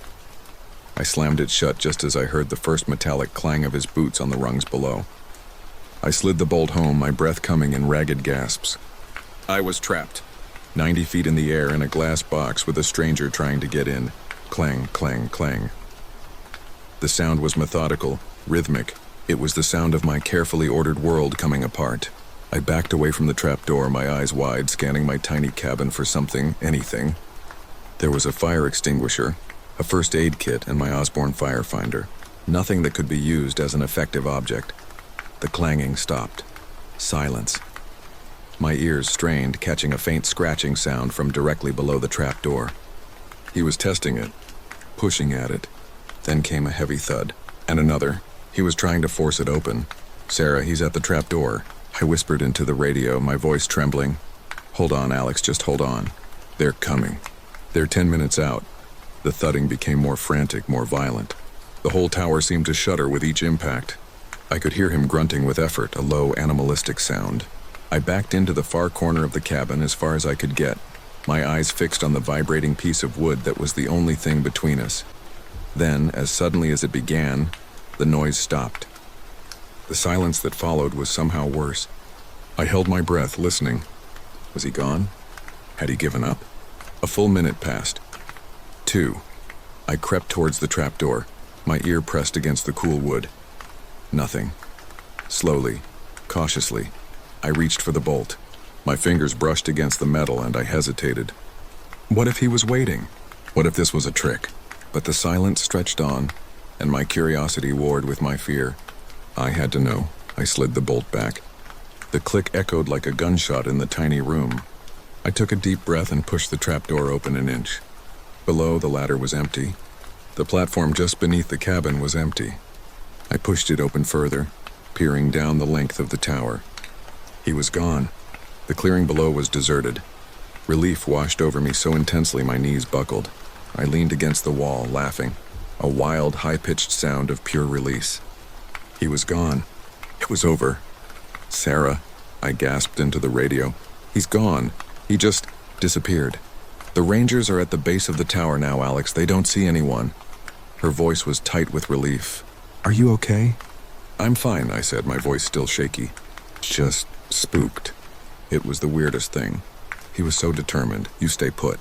They're coming up to check on you." I sat on the floor, my back against the map table, and waited. A few minutes later, I heard the familiar, friendly voices of the Rangers, Mark and David, calling my name as they climbed the ladder. When the trapdoor opened this time, I felt nothing but relief. They found me shaken but unharmed. We searched the area for an hour, but there was no sign of the man in the flannel shirt. No footprints, no broken branches, nothing to suggest he had ever been there. Mark, the senior ranger, was pragmatic. "Probably some nut on drugs," he said, clapping me on the shoulder. "You get all kinds out here. Just be glad he didn't get in. Make sure that bolt is secure from now on." I tried to put it out of my mind. I tried to fall back into the easy rhythm of my solitude. But the forest didn't feel the same. The silence was no longer peaceful. It was watchful. Every shadow seemed to hold a flicker of red flannel. Every gust of wind sounded like a footstep on the ladder. I found myself scanning the tree line not for smoke but for a lone figure walking towards me. A week passed. The memory began to fade, to feel like a bad dream. I told myself Mark was right. A random encounter, nothing more. Then the radio call came. It was from a lookout in Tower 7, about 30 miles to the north. Her name was Chloe. Has anyone else had visitors? Her voice was hesitant, nervous. Sarah's voice cut in, professional as always. "Chloe, can you be more specific?" "A man," Chloe said, her voice dropping. "In a red flannel shirt? He's just standing at the edge of the clearing, watching me." A cold dread washed over me. "Chloe, this is Alex from Tower 4. Did he have a slight lurch in his walk? Really pale blue eyes?" There was a pause. Yes, he does. How did you know?" Before I could answer, Sarah broke in. "Chloe, this is command. Lock your trapdoor immediately. Do not engage. A patrol is being dispatched to your location. Acknowledge." "Acknowledged," Chloe whispered. The next hour was the longest of my life. The radio was silent. I imagined Chloe in her tower just like mine, watching the man watch her. I imagined her listening to the clang of his boots on the ladder. I felt a sick, helpless knot tighten in my stomach. Then a new voice came over the radio, strained and panicked. It was a ranger from the patrol sent to Chloe's tower. "Command, we're at Tower 7. The trapdoor is... It's been torn off its hinges. There's a smear of dark residue on the floor." Silence. Then Sarah's voice, barely a whisper. "What about Lookout 7? What about Chloe?" "No sign of her, Command. Her radio is here. It's smashed, but there's something else. There's a figure up here." "It's not Chloe." The ranger's voice broke, a raw edge of terror creeping in. God, I don't know what I'm looking at. It's wearing her clothes, but it's not her." A sudden electronic shriek cut him off. Then nothing. The radio network descended into chaos. Sarah tried to re-establish contact, but there was only static. For the rest of the day, a thick, terrified silence hung over the airwaves. No one knew what was happening. We were all alone in our glass boxes, staring into a forest that had suddenly become alien and hostile. That night, I didn't sleep. I sat with the fire extinguisher in my lap, my eyes fixed on the trapdoor, listening. Listening for the clang of boots on steel. It never came. The next morning, the official story came down. A freak animal attack. A bear had somehow gotten into Tower 7. Chloe and the 2 rangers were dead. It was a tragedy. A freak accident. We were all offered counseling. We were told to maintain our posts. The official report said they found the mauled bodies. But I knew what that ranger had said. It's wearing her clothes. I knew it was a lie. And I think the other lookouts knew too. The radio chatter changed. It was sparse, professional, but underneath it was a current of shared fear. We were all watching. Not for fire, but for a man in a red flannel shirt. 2 weeks later, he came back. It was just after sunset. The sky a bruised purple and orange. I saw him at the edge of the clearing, a dark silhouette against the dying light. He was just standing there, watching.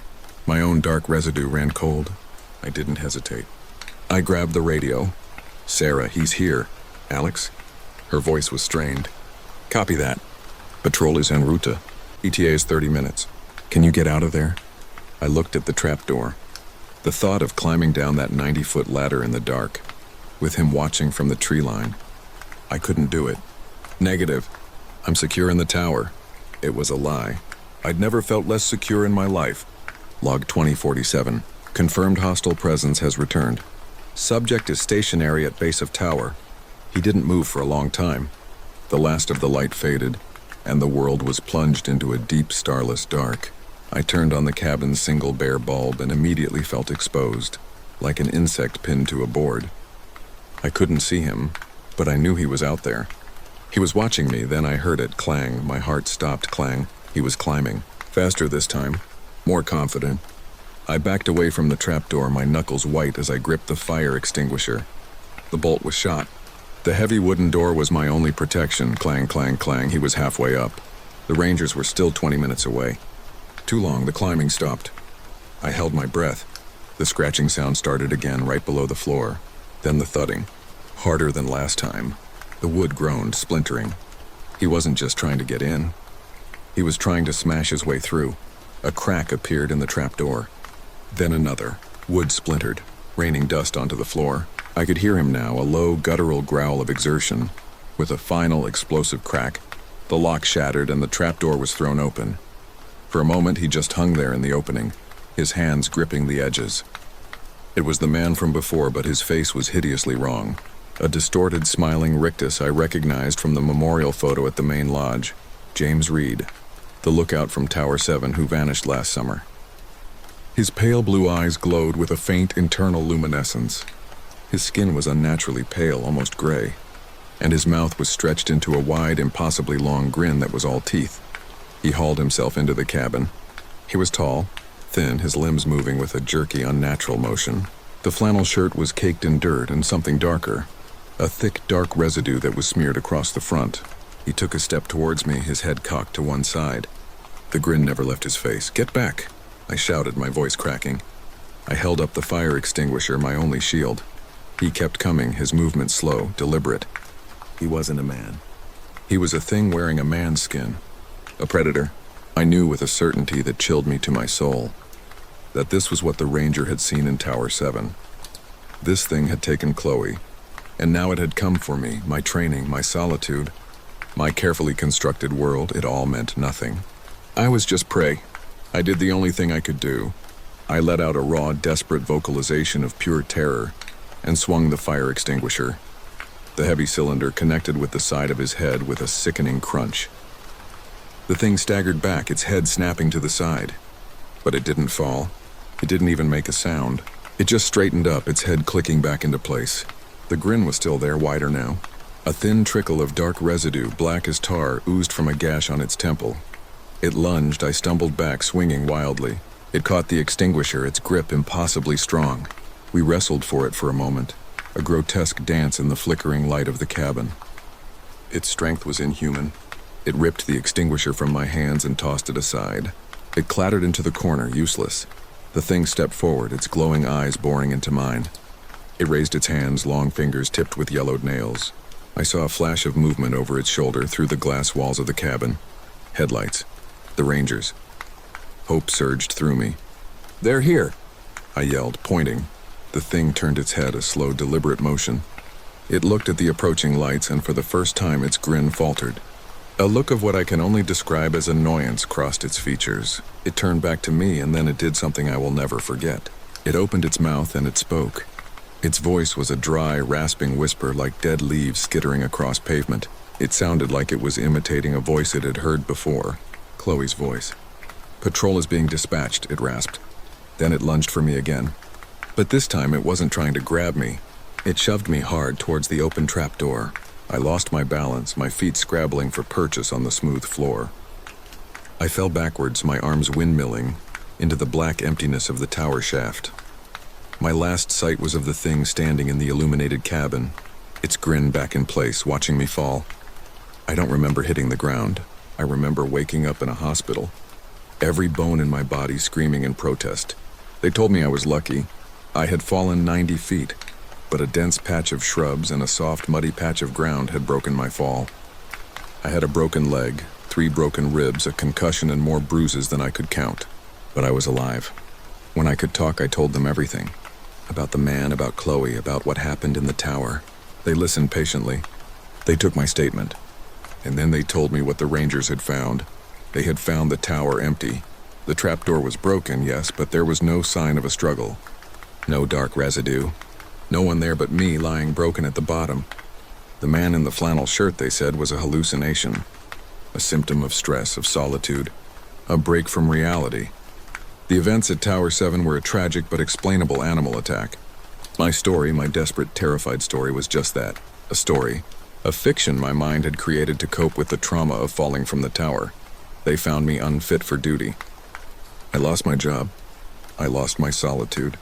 I now live in a small apartment in a city so loud it makes my teeth ache. I am surrounded by people, but I have never felt more alone. They don't believe me, but I know what I saw. I know what happened. Sometimes in the dead of night, when the city is quiet, I can still hear it. The clang of boots on a steel ladder, the rasp of a stolen voice in the dark. And I know that the thing in the flannel shirt is still out there in the deep woods, walking, watching, waiting. I don't know what it is, or what it wants. But I know it's patient, and I know it's not finished. Every time I see someone in a red flannel shirt, my heart seizes up. Every time I hear a strange noise in the quiet, I think of the trapdoor. I may have escaped the tower, but I will never escape the Watcher. Night shift at the reclamation facility, Tanner. Shift start. Log in, Vance, Sector Gamma, monitoring duty. Elias initiated his shift protocol. The soft chime of the system accepting his credentials echoing in the vast silence of the central control nexus. He hated the night shift. The reclamation facility, a level 4 long-term biological containment site, was an unnerving place even under the harsh fluorescent glare of the day shift. A sterile labyrinth of white corridors and humming machinery, designed for absolute sterility and isolation. The air tasted of ozone and sterile chemicals. A sharp scent that failed to mask a deeper, coppery undertone he could never quite place, along with the faint, hot smell of burnt dust from overworked server fans in the sublevel. But at night, under the minimal power of the emergency lighting, it transformed into a tomb. His fingers traced the cool, unfeeling glass of the primary console. The haptic feedback almost non-existent. A design choice meant to reduce sensory distraction, but one that always left him feeling disconnected from the tangible reality of his work. His primary directive was simple: monitor the biostasis pods, ensure the subjects within the cryogenic suspension remained quiescent. He ran the initial diagnostic sweep. Cryocoolant flow nominal, PSI level stable, biosignature dampening fields at 100%, neural activity buffers cold and empty. Tonight, like every other night for the past 3 years, he settled into the worn ergonomic chair. It was a circular chamber walled with monitors, each a small window displaying vitals and telemetry for over 1,000 units. 1,000 silent promises of stillness. 1,000 potential failures. His coffee was already going cold beside the console. Status report. Midnight passed without incident, logged automatically by the central chronometer. The facility's rhythm was a low mechanical breathing of air scrubbers and cooling pumps, a constant hum that vibrated through the floor plates.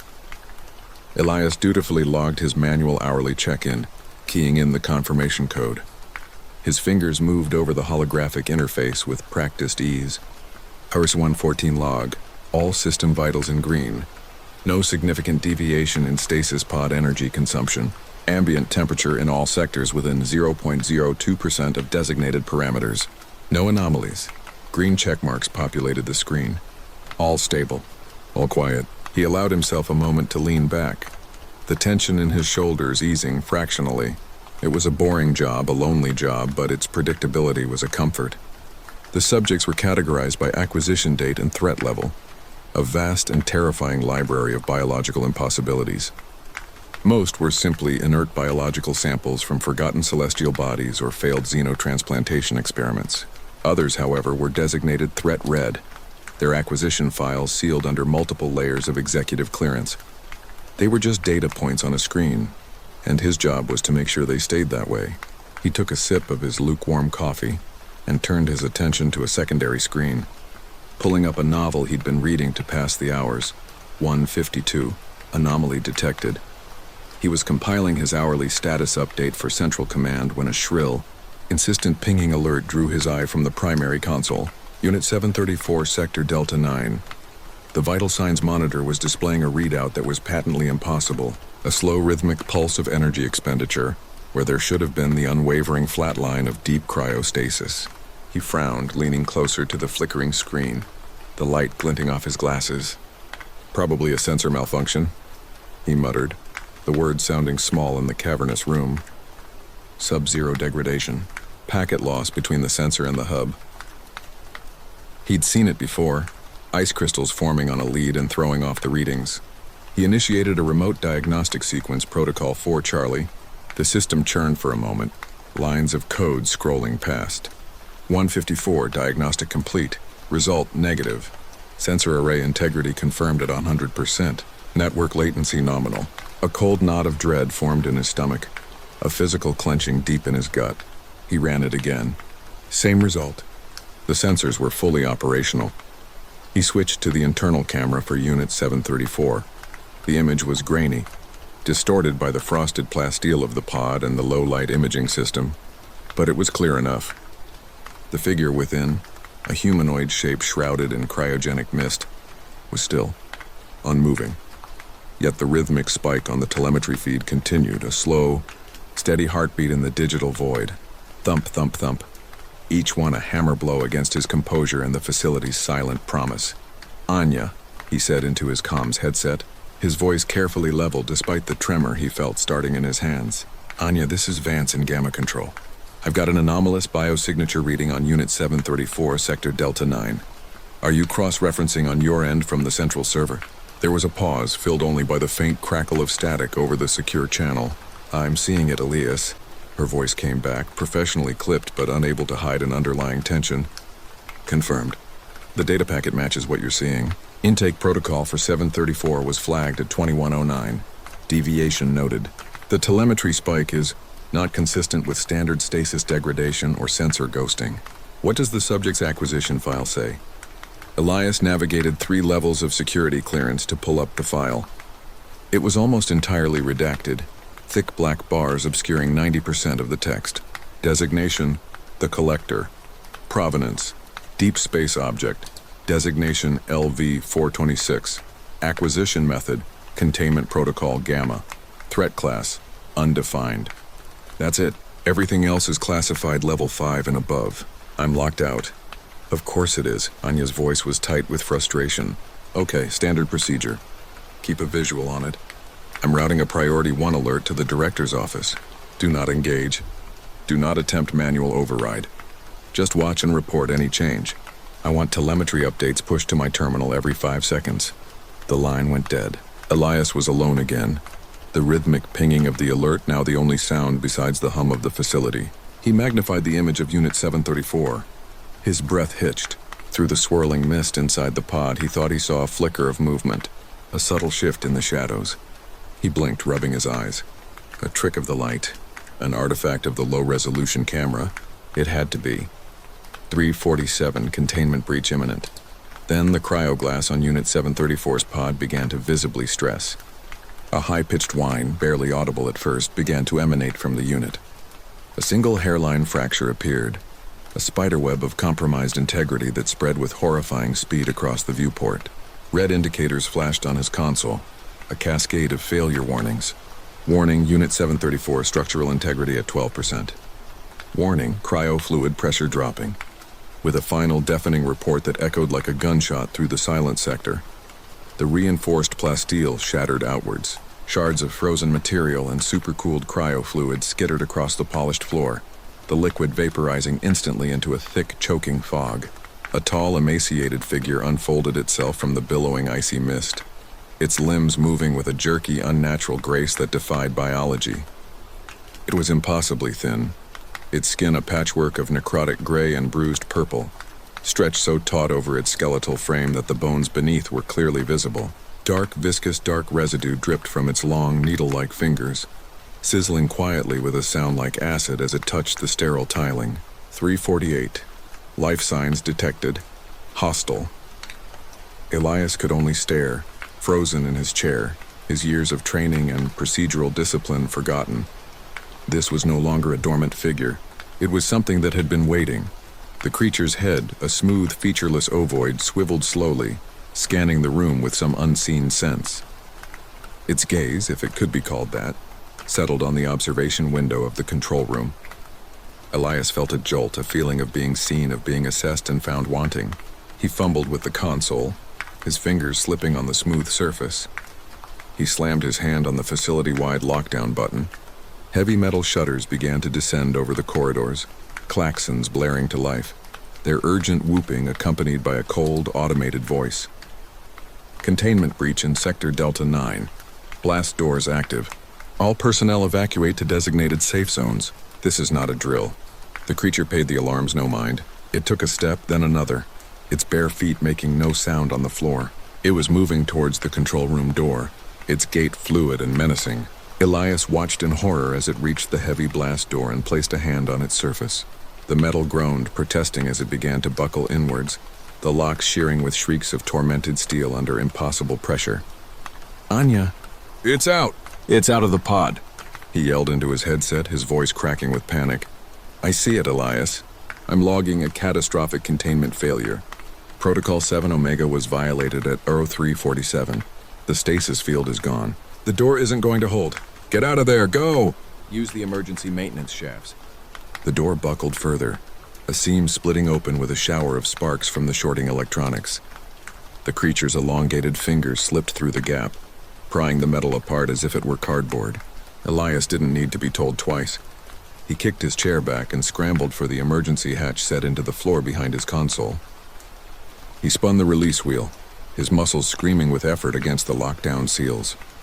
With a hiss of hydraulics, the hatch opened, revealing a dark, narrow shaft thick with the smell of dust and old lubricants. He dropped inside just as the control room door was torn from its hinges with a final, agonized screech. He caught one last glimpse of the creature stepping into the room, its faceless head turning towards his console, before he slammed the hatch shut above him. The darkness of the maintenance tunnel was absolute, a suffocating blanket. He could hear the creature's movements above, the sound of equipment being smashed, of glass shattering. Then a new sound. A high-pitched, chittering vocalization that echoed down the shaft. A sound that scraped at his sanity, layered with clicks and wet, guttural phases. He activated the light on his wristcom, its beam cutting a pathetic swathe through the oppressive dark. Pipes and conduits, slick with condensation, lined the narrow tunnel. He began to crawl, moving as fast as he could, the sound of the creature's rampage fading slightly behind him. His heart hammered against his ribs. The maintenance shafts were a maze, but he knew the layout. Or he thought he did. Every turn looked the same in the suffocating darkness. A loud clang echoed from behind him. It was in the shafts. He could hear it. A slithering, dragging sound mixed with the sharp click of its limbs on the metal grating. It was getting closer. The chittering vocalization was nearer now, reverberating off the metal walls of the tunnel, seeming to come from all directions at once. Panic seized him. He crawled faster, his knees and elbows scraped raw on the rough-hewn floor. He had to reach an exit, any exit. He saw a ladder ahead and scrambled towards it. It led up to a grated ceiling panel. He pushed at it, locked, of course. Access denied, level 3 lockdown in effect. He pulled a heavy maintenance wrench, a dense metallic object from a toolkit clipped to the wall. He began to smash it against the lock, the clang of metal on metal deafening in the confined space. Each impact was a prayer. Each clang was a beacon for the thing hunting him. The scraping sound was right behind him now. He could feel a cold draft, smell a scent like rotted meat and ozone. With a final desperate blow, the lock shattered. He shoved the grate open and hauled himself out, tumbling onto the floor of a deserted pharmacology lab. He didn't wait to see what was emerging from the shaft behind him. He just ran. The laboratory was in chaos. Tables overturned, glass beakers shattered, expensive centrifuges smashed. A smear of dark residue streaked across one wall. He saw a security checkpoint ahead, its gate half closed. He slid underneath it, the metal scraping his back. He found himself in the primary storage sector, a cavernous warehouse filled with rows upon rows of identical stasis pods, the same kind that had held the creature, thousands of them, stretching into the gloom, each with its own small green status light, a city of the sleeping dead. His dark residue ran cold. One was a catastrophe. What if more were waking up?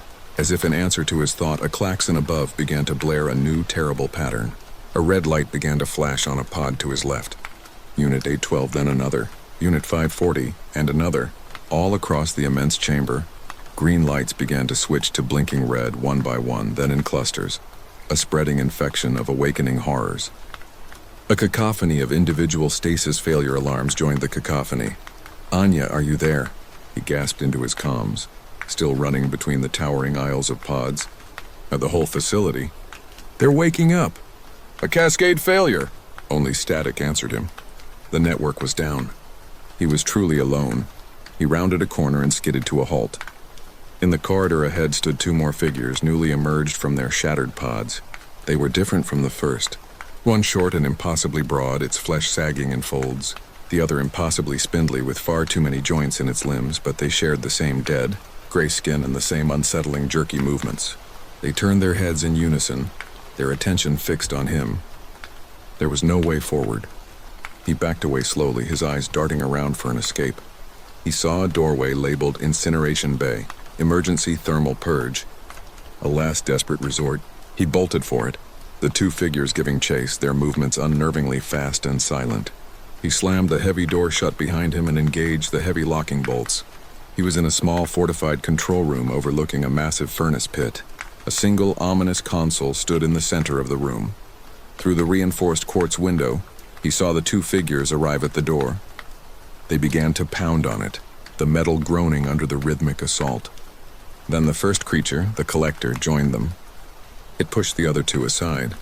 Its needle-like fingers began to work at the seams of the door, peeling the layers of metal apart.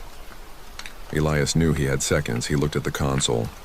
It was stark and simple. A single large red button was housed under a yellow and black striped safety cover. A warning plaque below it read, "Emergency Purge Protocol Omega. Caution. Activation is final and will neutralize all biological material within the facility via magma core tap." It was a scorched earth protocol. It would neutralize the subjects. It would also neutralize him. He could hear the door beginning to tear. He could hear the chittering vocalizations, louder now, triumphant.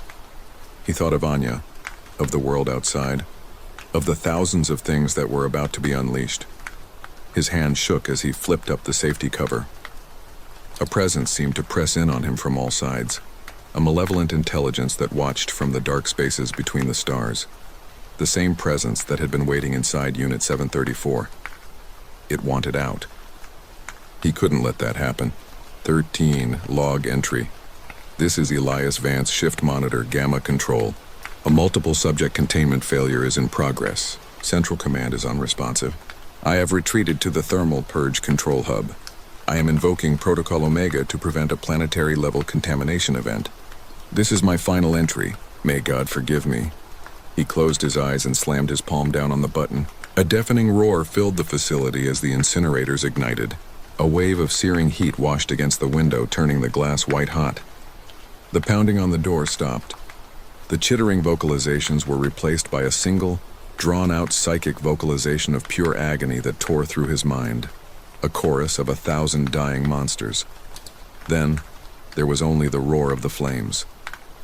And silence. A welder's nightmare. I'm a deep-sea welder. It's a niche, high-paying job for a reason. You spend weeks, sometimes months at a time in a pressurized can at the bottom of the ocean, breathing recycled air that tastes of ozone and metal, and praying the tons of water above you don't decide to make you a permanent resident. The pressure differential is a constant humming threat. My name is Elias, and for the past 6 years, this has been my life. The job that broke me, the one that ended it all, was a salvage operation on a sunken research vessel, the Serafina. She went down in the Mariana Trench, Zone 4, under circumstances the company files simply listed as investigation pending. The company wanted us to recover the data logs from the bridge. A simple in-and-out extraction, they called it. High risk, high reward. I was paired with Marco, a good diver, steady and reliable, a man whose calm demeanor was as crucial as any piece of equipment.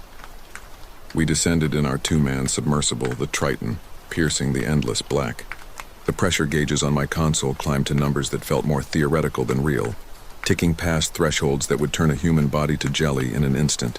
Down here, you're not just in a different place. You're on a different planet, one that actively wants to crush you. The submersible's internal log marked our progress.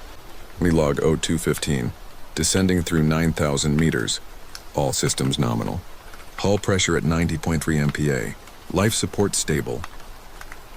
We reached the wreck site, a ghost ship resting silently on the abyssal plain. Our floodlights carved it out of the oppressive dark. Its hull was weirdly intact, but an eerie, bioluminescent fungus coated its surface, casting a sickly green glow that pulsed in a slow, hypnotic rhythm. It was unlike any deep-sea growth I'd ever seen or read about in the marine biology briefs. Looks like the whole ship's got a fungal infection, Marco quipped over the private comm channel, his humor a small comfort in the crushing darkness. Corporate's gonna have a field day with this sample. Our plan was for Marco to EVA to the bridge and retrieve the data core while I monitored from the Triton, providing light, power, and support. He cycled through the airlock, his powerful suit-mounted lights cutting through the gloom. He moved with the slow, deliberate grace of a seasoned diver, his tether a silver thread connecting him to our little bubble of life. The only sound in my cockpit was the constant low-frequency hum of the CO2 scrubbers and the quiet crackle of the comms. It was the sound of being alive in a dead place. He reached the bridge viewport. I watched him on the forward-facing camera, a bulky white figure against the glowing green hull. Elias, this is strange. The inside is coated with the same glowing fungus. It pulses, and there are marks on the glass. From the inside, deep gouges like scratches. My own unease, a constant companion at these depths, sharpened into a fine point. The Serafina's last transmission was a single garbled word, followed by static. No one knew what happened to the crew of 30. Their personnel files were now just names on a lost-at-sea manifest. Suddenly, Marco's voice, tight with something I'd never heard from him before, raw panic, crackled over the comms. Elias, something's down here with me. It's moving. It's not right. Before I could respond, a frantic voice from control, relayed from the surface ship thousands of meters above, cut in. Triton, we're seeing biospikes on Marco's suit sensors. Vitals are redlining. Marco respond. Acknowledge. His comm went dead. Another voice, colder, more detached, stated, a protocol was violated at 0347, and then... His open mic captured a horrifying guttural vocalization. A wet, tearing sound cut short by a sickening crunch of metal and something softer. Then absolute silence. I hammered the comm panel, my voice hoarse. Marco! Marco talked to me. Only the hum of the Triton's life support and the frantic, tinny buzzing from topside answered. Control was demanding a status report, an explanation I did not have. I couldn't give them one. All I could see on my monitor was Marco's tether, drifting limply in the current, its reinforced fiber optic trunk cleanly severed at the end. The darkness had swallowed him whole. Panic fought with training. Protocol demanded I ascend immediately. Abort the mission. A lost diver is a tragedy, but losing the submersible and its other occupant would be a multi-million-dollar catastrophe. But Marco was my friend. I couldn't leave him. Against every regulation, against every survival instinct vocalization at me, I piloted the Triton closer to the Serafina. My manipulator arms weren't designed for combat, but I extended the high-powered cutting torch, its focused plasma beam a pathetic pinprick against the infinite void. I had to know. I aimed my lights where I last saw him, sweeping the area around the bridge. Nothing. Just the silent, glowing wreck and the abyssal snow drifting down like silent ash. Then a flicker of movement near an exposed, jagged tear in the Serafina's hull. I focused the main lamp. It was Marco's dive suit, or what was left of it. It was mangled. The reinforced plasteel helmet shattered beyond recognition. The suit was torn open at the torso, and the interior was empty. A wave of nausea and vertigo hit me. What could do that to a Helios-class deep dive suit? They're built to withstand thousands of PSI impacts that would dent a bank vault. I edged the Triton closer, engaging the external water chemistry samplers. The readouts were anomalous. High levels of methane, ammonia, and something unidentifiable organic. The faint cloying scent of anoxia and decay, filtered from the sample, seeped into the cockpit's recycled air. A smell like rotten eggs mixed with brine. It was the smell of a mass grave. As I stared at the wreckage of my friend's gear, something drifted out from the tear in the hull behind it. It was long and thin, like an abyssal eel, but it moved with an unnatural, jointed motion. Its skin was translucent, showing pulsating bioluminescent organs that glowed with the same sickly green as the fungus on the ship. It had no eyes that I could see, but a gaping maw filled with needle-like teeth opened and closed, tasting the water. Multiple slender, razor-tipped limbs unfolded from its body, probing the darkness like a surgeon's tools. It was a nightmare given form, a creature born of pressure and eternal night. It turned its eyeless head toward the Triton. I don't know how it saw me. Pressure changes, electrical fields, it didn't matter, but it did. It coiled its body and launched itself through the water with terrifying speed. I slammed the controls, firing the vertical thrusters, pulling the Triton up and away. The creature was fast, impossibly fast for its size. It slammed into the viewport, and the acrylic, inches thick, spider-webbed with cracks. An alarm blared through the cockpit. Hull breach imminent. Structural integrity compromised. The creature's maw opened against the glass, its teeth scraping, searching for purchase. Its appendages hammered against the Triton's hull, the screech of metal on metal, a piercing shriek in the pressurized cabin. I was a dead man. Miles beneath the surface, trapped in a tin can with a monster trying to get in. My mind raced, the manipulator arms. I swiveled the Triton, trying to dislodge the creature, and swung the arm with the cutting torch. The creature was too quick. It dodged and latched onto the arm itself, its limbs wrapping around the metal. I could see it on the secondary camera feed, its maw working at the arm's hydraulic joints, tearing reinforced titanium away like it was wet paper. I had one chance. I retracted the other arm, the one with the grapple claw, bringing it close to the cockpit for protection. Then I overrode the safety limiters on the cutting torch. The system protested, flashing warnings across my screen. I mashed the confirmation. The beam intensified, turning from a focused point to a blinding white lance of energy. The creature shrieked, a high-frequency sound that vibrated through the hull and recoiled from the intense heat. But it didn't let go. It was angry. It lunged for the cockpit again. This time I was ready. I swung the superheated torch in a wide arc. The beam connected with its side. It convulsed violently, its bioluminescent organs flashing erratically.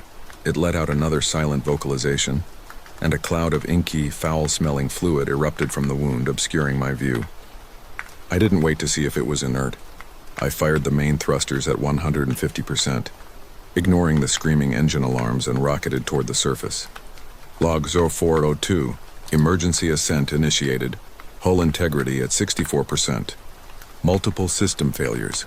Control unresponsive. The ascent was a blur of terror and warning lights. I didn't know if the creature was following. I didn't care. I just needed to get out of the dark. Hours later, the Triton broke the surface, groaning and battered. The recovery crew was shocked at the state of the sub. They asked what happened. I told them about Marco. I told them about the creature. They looked at me with a mixture of pity and disbelief. The official report would read equipment failure and diver lost at sea. My career was over, but I was alive. I was put in medical debriefing on the primary vessel. The company psychologist told me I was suffering from extreme narcosis-induced hallucinations, that the pressure had gotten to me. I knew what I saw. I had the cracked viewport and mangled manipulator arm to prove it. But what could I say? Who would believe me?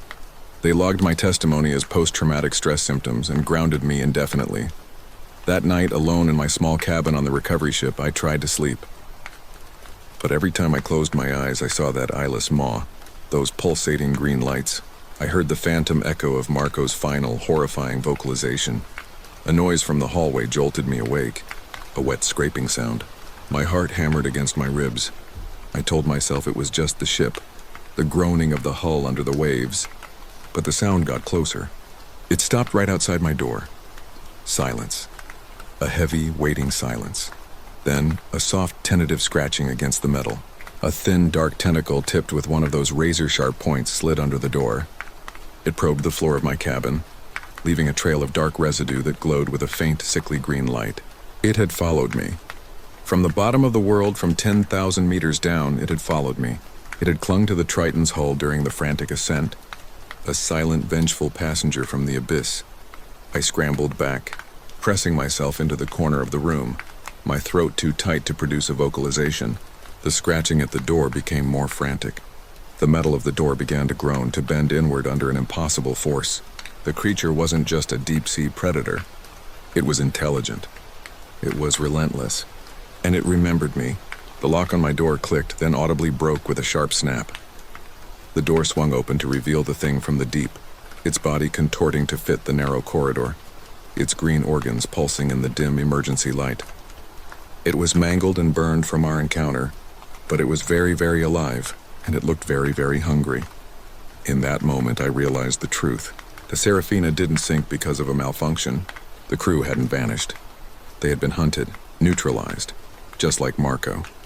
The fungus on the ship wasn't a fungus. It was a lure, or maybe its eggs. I was the last loose end. The creature unfolded its limbs, ready to neutralize me. But as I stared into its gaping mouth, I wasn't thinking about Marco or the crew of the Serafina or the lie in the official report. I was thinking about the surface world, about the millions of people living their lives in blissful ignorance, unaware of what lurks in the crushing, absolute darkness of the deep. They send us down into the abyss to retrieve their data and their salvage, never thinking about what we might bring back with us. My last thought wasn't one of terror, but of a grim, chilling certainty. They called the ship the Serafina, an angel. But there are no angels in the deep. Down there are only monsters, and I had just led one to the surface. I looked past the creature down the empty corridor. I heard a distant, muffled vocalization from the direction of the comms room, then static. It was starting again. It wasn't just here for me. It was now here for everyone. It was going to neutralize us all. Coolant, the first warning, was an amber light blinking insistently on Liam's main terminal. Anomaly, 417, coolant pressure fluctuation, sub-level 3. He sighed, running a hand through his already messy hair. Of the 1,000 things that could go wrong with the behemoth, the affectionate gallows humor name they'd given the corporate supercomputer, coolant issues were the most tedious. They meant a trip down to the machine's guts, a place of unnerving cold and the constant, deafening hum of 1,000,000 cubic feet of air being circulated per minute. Liam flagged the alert, typing a quick log entry. 204703, L. Krieg, investigating anomaly, 417. Coolant pressure fluctuation, sector gamma, sub-level 3, expected resolution time 30 minutes. He grabbed his diagnostic tablet and a heavy-duty flashlight, the beam of which seemed comically insufficient in the sprawling, cathedral-like spaces of the data center. The main floor was a city of humming server racks, their blinking green and blue lights reflecting endlessly off the polished concrete floor. But Liam's destination was deeper, in the engineering bowels where the behemoth's lifeblood was managed. The elevator ride down was a descent into a different world. The clean, filtered air of the server floor gave way to a heavier, more industrial atmosphere. When the doors hissed open on sub-level 3, a wave of unexpected warmth hit him. The air, usually a crisp, refrigerated 60 degrees Fahrenheit, was thick and humid. It smelled of hot metal and plastic, underpinned by the distinct acrid tang of overheated ethylene glycol and the faint, sharp bite of ozone from failing circuitry. The omnipresent hum of the facility was pitched higher here, a strained whine that grated on the nerves. Alarm bells, soft but persistent, were now ringing in his head. This was more than a simple pressure fluctuation. "Ben, you down here?" Liam called out, his voice swallowed by the cavernous space. Ben was the night shift maintenance guy, a creature of habit who was usually found tinkering in these lower levels. No response. Liam followed the coolant pipes, massive insulated conduits that snaked along the ceiling like metallic pythons. A series of green status lights on the wall were all blinking red, confirming a cascade failure in the secondary circulation pumps for Sector Gamma. He walked faster, his boots echoing in the sudden unnerving silence of the deadened pumps. The only sound was a faint rhythmic dripping. He rounded a corner and the beam of his flashlight cut through the gloom, landing on a puddle spreading across the floor. It wasn't water. It was the proprietary viscous coolant the behemoth used. It was turquoise, almost glowing under his light, and it was leaking from a joint in one of the main conduits. Near the puddle against the wall was what looked like a smear of dark residue. Then he saw the source of the dripping. A maintenance cart was overturned. Tools were scattered, and partially slumped behind a massive heatsink. Liam saw him. "Ben!" Liam rushed forward, his heart hammering. He knelt, the flashlight beam trembling. The figure of Ben was sprawled in a position of unnatural repose. His eyes were wide open, staring at the ceiling with a look of profound, frozen shock. His skin had a pale, waxy sheen. There was no obvious injury, no sign of a fall or electrocution. But from the corner of his open mouth trickled a thin, steady stream of the turquoise coolant. It dripped rhythmically onto his chest, pooling before spilling onto the floor. Liam scrambled back, a strangled noise in his throat. He fumbled for his radio. Mark, you there?" he stammered. His supervisor's voice crackled back, laced with annoyance. "Liam, what is it?" "I'm in a meeting. It's Ben. I think he's dead." Down in sub-level 3, there was a pause. "Dead? What happened? Did he fall?" "I don't know. There's a coolant leak and Mark, his vitals are flatline as of 22:59. There's coolant coming out of his mouth." Silence again. Liam could picture Mark pinching the bridge of his nose, weighing the inconvenience. Okay, Liam, don't touch anything. I'm calling security and a medical team. Just stay where you are and secure the area." "Is the leak contained?" "Contained? The whole sector's offline. The pumps are dead." "Just figure it out, Liam. I've got auditors breathing down my neck." The line went dead. Liam was alone again with the figure and the dripping. He forced himself to take a breath, to think. He was an engineer. He solved problems. He shone his light back at the puddle of coolant. It had spread. But something was wrong. The puddle wasn't just growing, it was moving. The surface of the turquoise liquid rippled, but not from the dripping. It shimmered with an internal luminescence, coalescing, pulling itself together. A thicker, more concentrated mass of fluid began to rise from the center of the puddle. It was like watching oil and water, but in reverse. The liquid was gathering, forming a shape. Liam watched, mesmerized and horrified, as a pseudopod of coolant thick as his arm snaked out from the main mass. It slid across the concrete with a wet, whispery sound. It wasn't being pushed by pressure. It was moving with a clear, terrifying intentionality. It probed the air for a moment before slithering towards one of the scattered tools, a heavy wrench. The tendril wrapped around the metal, and with a faint hiss, the wrench began to frost over. The intense cold of the concentrated coolant flash-freezing the moisture in the air. The liquid pulsed, and the wrench was drawn into the central mass, disappearing with a soft gulp. Liam's own dark residue ran cold. He understood. It wasn't just a leak. Something was in the coolant. Something alive. It wasn't a contaminant. The coolant was the creature. It fed on heat. The wrench, warmed by the ambient air, was food. The failing pumps, the overheating servers, they weren't the problem. They were the dinner bell, and Ben hadn't drowned. The thing had siphoned the heat from his body. That's why his skin was waxy and cold. The thing had drunk his life, pulling the warmth from his tissues until his heart stopped. Another thicker tendril was now extending from the mass, this one sliding towards Ben's outstretched hand. Liam couldn't watch. He had to do something. He had to get out. He backed away slowly, his eyes locked on the shimmering turquoise entity. It seemed to notice him then. The entire mass of liquid turned, a ripple of awareness passing through it. The pseudopod touching Ben's hand retracted, and the creature's full attention, its alien and unknowable focus, was now on him. On the life, the warmth, radiating from his body. He turned and ran. He didn't look back, but he could hear it. A wet, dragging sound faster than a man could crawl, slithering across the concrete behind him. He slammed the emergency stairwell door shut, his lungs burning. He didn't stop until he was back on the main server floor, the civilized world of blinking lights and controlled air. He immediately went to the master control terminal, his hands shaking so badly he could barely type. He brought up the schematics for the coolant system. "Mark, pick up, damn it," he yelled into his radio, his voice cracking. "Liam, I told you security is on their way. What is so important?" Mark's voice was sharp, impatient. "It's not just a leak. There's something in the coolant." "It's alive, Mark." "It neutralized Ben. It's coming after me." "Alive in the..." "Liam, are you drunk? You're not making any sense. Just stay put." "No, you don't understand. The secondary pumps are offline and core temperature is climbing past safety thresholds. Per Regulation 7.4, this constitutes a Level 1 emergency. It's absorbing heat. That's what it does. That's why the system is failing. It's trying to get to the core, to the hottest part of the machine." There was a heavy sigh on the other end.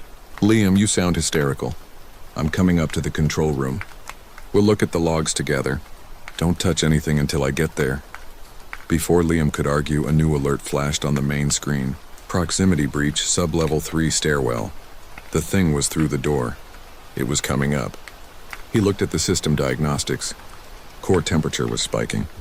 Without the coolant circulating properly, the behemoth was cooking itself from the inside out. But the entity was the cause, not the victim. It was a parasite and its host was dying. He had a sudden, terrible idea. He couldn't fight it. He couldn't contain it. But maybe he could starve it. "Mark, whatever you do, do not come up here," he shouted into the radio. "Stay in your office. Lock the door." He began typing furiously, overriding safety protocols, his fingers flying across the holographic keyboard. He was going to do the unthinkable, a hot purge.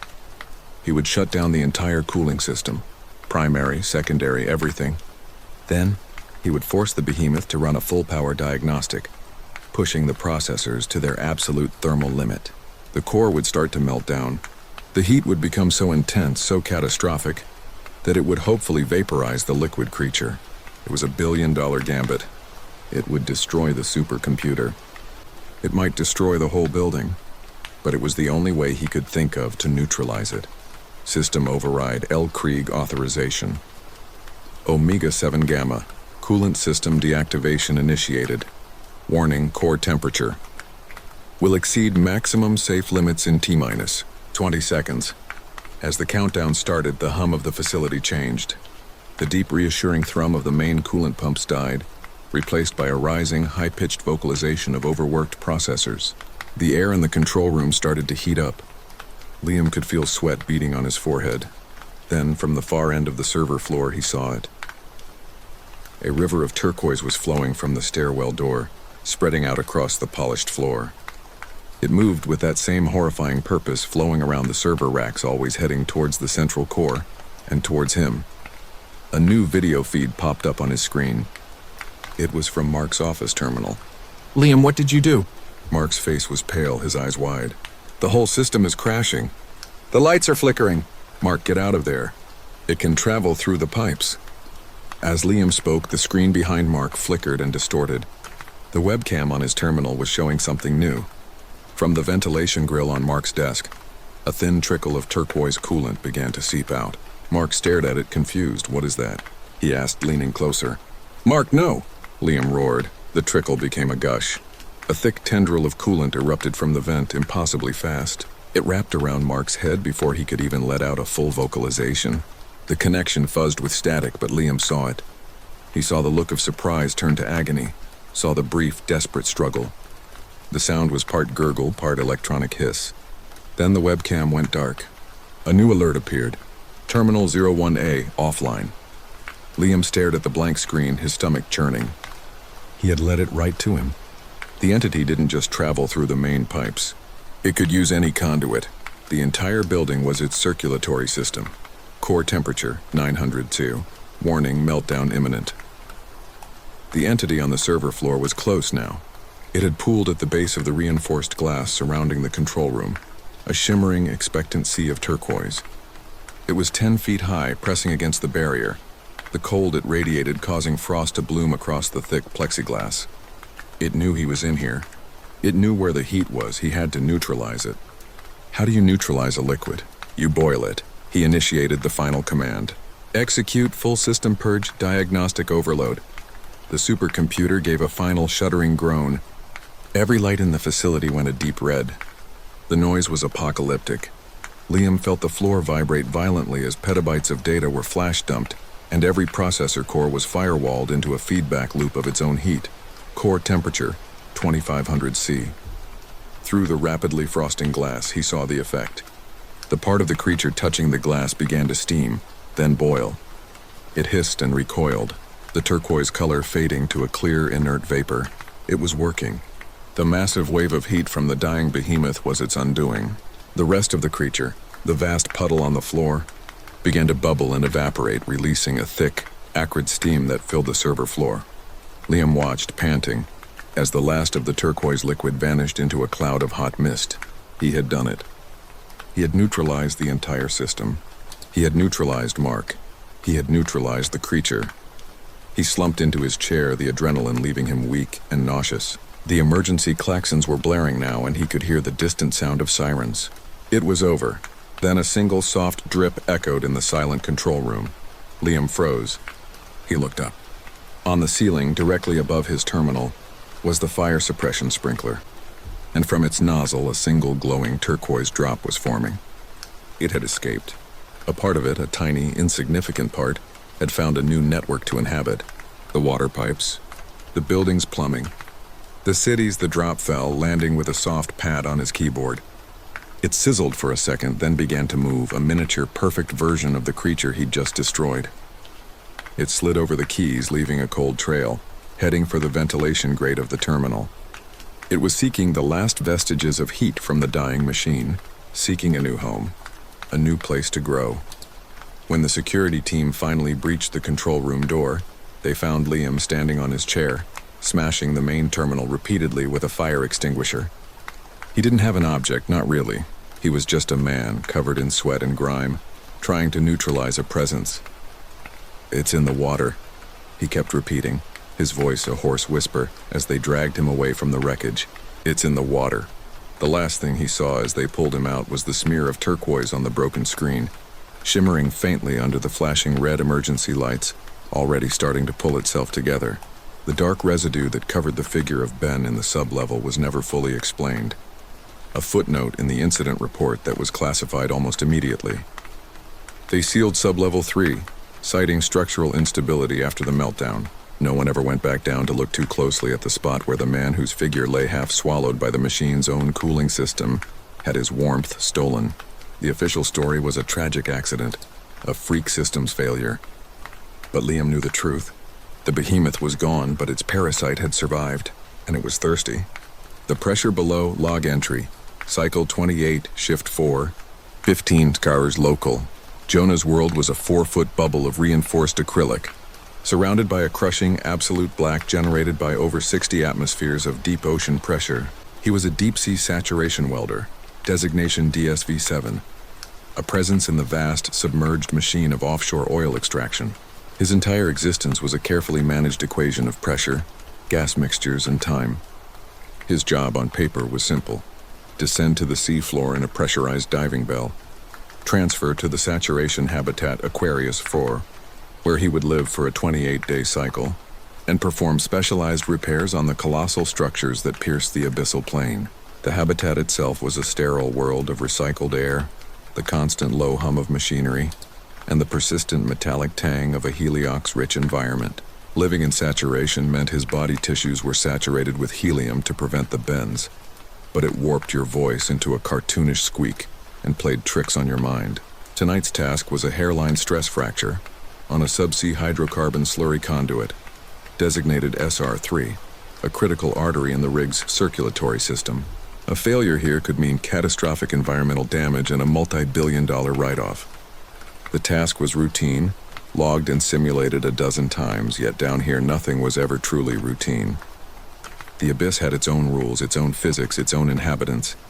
His hands, clumsy and oversized in the thick thermal gloves of his ADS Mk4 hard suit, guided the tungsten inert gas welding torch. The suit was a 1-ton man-shaped submersible, its internal systems constantly monitoring his biometrics, the external pressure, and the delicate balance of his breathing gas. The arc sizzled, a miniature sun against the oppressive dark, casting long, dancing, distorted shadows that stretched into infinity as it vaporized the near-freezing water at the point of contact. The distinct sharp scent of ozone, a byproduct of the intense electrical discharge, faintly permeated the suit's recycled air, a constant reminder of the volatile power in his hands. The only sounds were the rhythmic rasp of his own breathing through the heliox regulator, the soft clicks and whirs of the suit's gyroscopic stabilizers, and the deep, resonant hum of the habitat's life support systems echoing through the water, a baseline thrum that was the heartbeat of his continued existence. He was halfway through the primary seal when his radio crackled to life, breaking the mechanical mantra. "Jonah, this is topside. Communications log timestamp 02:47-11. We're reading a transient spike in the hydromechanical tension data feed from your umbilical. Everything okay down there?" It was Maria, the shift supervisor. Her voice, usually a paragon of calm and procedure, held a frayed, almost static-like edge that the comm system's filters couldn't scrub out. "Reading green on my end, topside," Jonah replied, his eyes methodically scanning his own console integrated into the suit's forearm. PPO2 levels were stable at 1.6 ATA, helium concentration nominal, scrubber efficiency at 99%. The gauges were a sea of placid green lights. "Pressure is nominal at 62.7 atmospheres. Umbilical tension is within parameters, holding steady.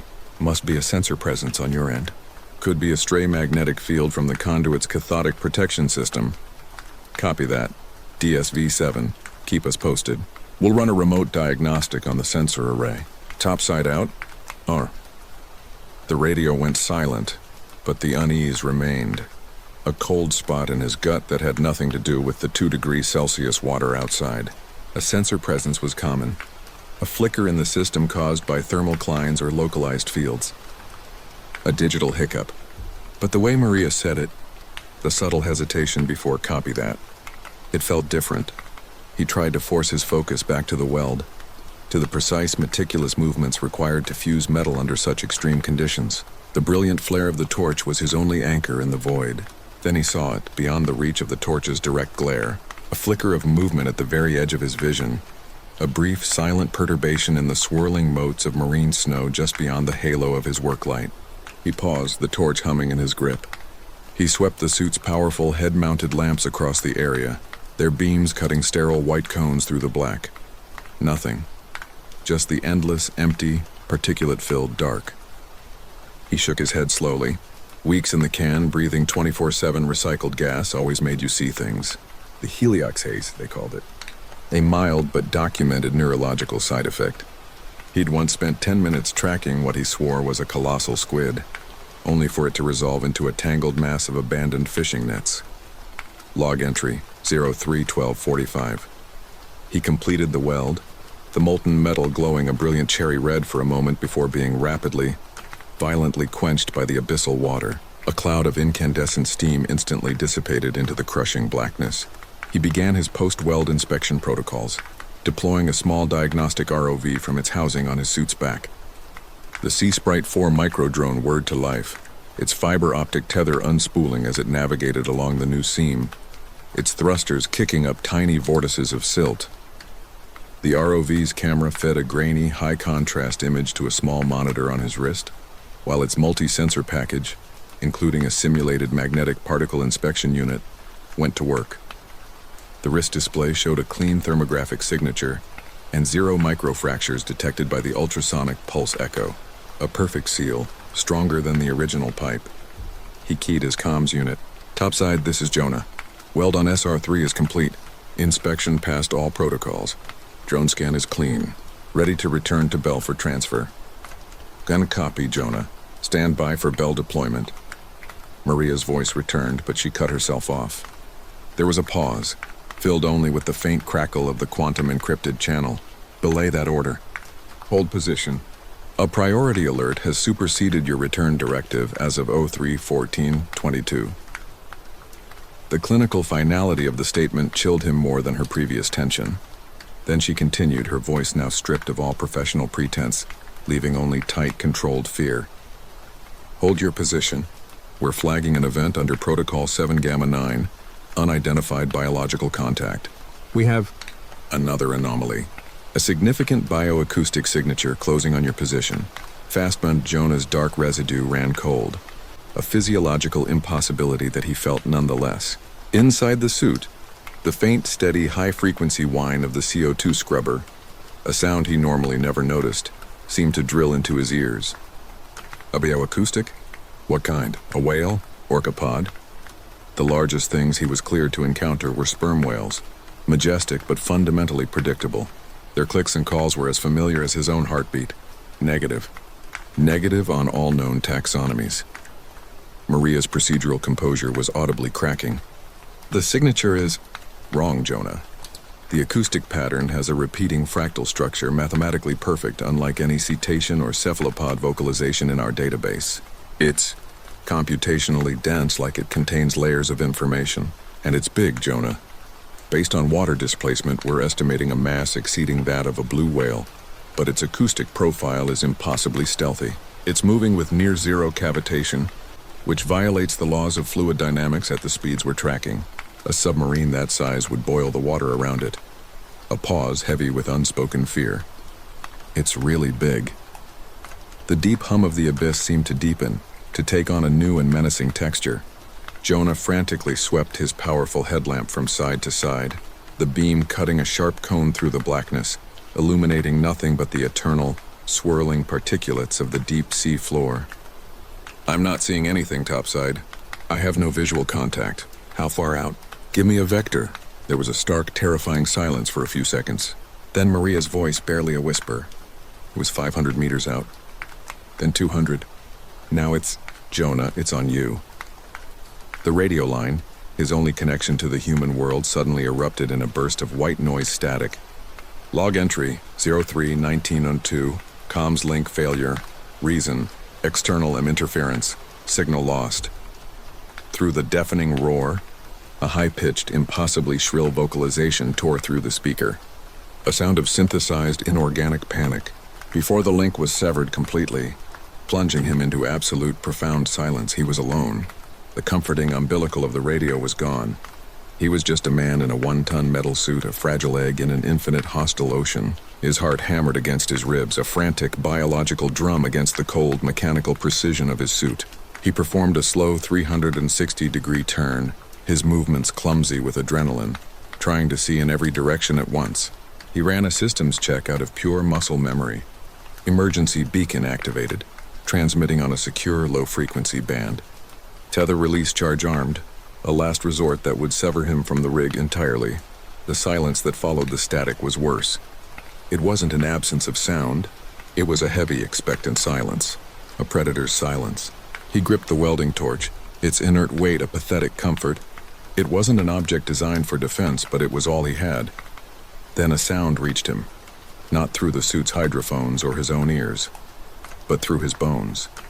It was a low, guttural vibration that resonated through the water, through the titanium shell of his suit, and into the very marrow of his skeleton. It made the acrylic faceplate buzz against his forehead. His suit's internal vibrometer was redlining, displaying a flashing warning. Structural integrity advisory. External resonance exceeding safe limits. It was the source of the bioacoustic signature. It was a song, a deep, baleful, ancient song, composed of subsonic frequencies and complex layered harmonics. It vibrated with undertones of geological friction and overtones of complex alien mathematics. And it was getting closer. A shape, a distortion in the darkness began to resolve itself from the oppressive black. It was massive, far larger than any submersible. Its form a chaotic geometry of impossible angles and surfaces that his mind struggled and failed to process. Surfaces that were simultaneously matte and reflective, seemed to fold space around them, with light from his lamp bending incorrectly at its edges. It wasn't swimming. It was simply moving, displacing the water with an unnatural grace that defied physics. 2 points of faint, phosphorescent light resolved into what he could only interpret as eyes. They weren't biological optics. They seemed more like apertures into a different kind of physics. glowing with the cold, hard light of Cherenkov radiation. They were ancient, intelligent, and filled with a cold, hungry, and profound curiosity that felt utterly inhuman. It drifted closer, its immense bulk eclipsing the faint, ghostly starlight that filtered from the surface miles and miles above. Jonah was frozen, a mote of dust before a god of the abyss. The thing's song vibrated through him, and with the resonance came images, thoughts that weren't his own, a direct data stream into his limbic system. He saw non-Euclidean cities of black basalt built on the ocean floor before the continents had settled. He saw stars not as they appeared from the surface, but as focused points of energy viewed through a lens of water and rock. He felt the crushing weight of eons, the profound, soul-shattering loneliness of a being that had watched mountains rise from the mantle and be ground back into sand. He saw a hunger that was not of the flesh but of the soul, a cosmic need not for sustenance but for order, for correction, for the universe to align itself with a blueprint he couldn't possibly comprehend. His training-drilled muscles finally unlocked. He scrambled back, his heavy boots kicking up thick clouds of primordial silt. He fumbled for his tether controls, his gloved fingers shaking too much to properly engage the quick release for the ROV. The creature, however, paid him no mind. It drifted past him, its skin a texture of polished obsidian, living coral, and something that looked disturbingly like printed circuitry that pulsed with its own faint light. It approached the conduit he had just repaired. From its colossal, geometrically unsound body, a slender, whip-like tendril unfurled. It was impossibly long and moved with surgical steadiness. It ended not in a hand, but in a cluster of intricate, metallic-looking tools, devices that hummed and spun with no visible power source, resembling cutters, welders, and phase analyzers of utterly alien design. With terrifying, calm precision, the tendril touched the new weld. A flicker of intense blue light, no brighter than a camera flash, pulsed from the tool. The blue light wasn't a laser. It seemed to reverse the molecular bonding process itself. The metal flowed back into its pre-welded state without heat or sound, the stress fracture reappearing perfectly as it was before, as if his hours of painstaking work had been a temporary illusion, a minor error that had now been corrected. The creature was not there to hunt him. It was a fellow worker, a custodian, and he had trespassed, leaving a flawed patch on its immaculate machinery. Sheer animal panic gave him strength. He pushed off the seafloor with all his might, his suit's thrusters firing in a desperate burst, rocketing him towards the faint, distant light of the diving bell, which was slowly, inexorably descending to his last known position. His HUD blared with warnings. Ascent rate exceeds max and proximity alert unknown mass. He didn't look back. The song faded behind him, replaced by the frantic thumping of his own heart and the cacophony of suit alarms. He reached the bell, clawing at the outer hatch, flooding the small airlock with a violent hiss. Inside, he slammed the heavy inner door shut, spinning the locking wheel until his muscles screamed. He collapsed against the cold steel, his body trembling uncontrollably as the slow, automated ascent began. He never saw the creature again. Topside recovered his bell hours later, after communications were mysteriously and silently restored. They found him huddled in the corner, catatonic, his suit's data logs wiped clean by an inexplicable localized electromagnetic pulse that left all other systems untouched. The official report was concise. Incident Report 88K, Diver J. Myers. Severe acute stress reaction. Secondary to prolonged isolation and subsequent equipment malfunction, uncorroborated sensor anomaly. Diagnosis: transient psychosis induced by heliox-rich environment. Recommend permanent surface duty and psychological evaluation. A sensor presence.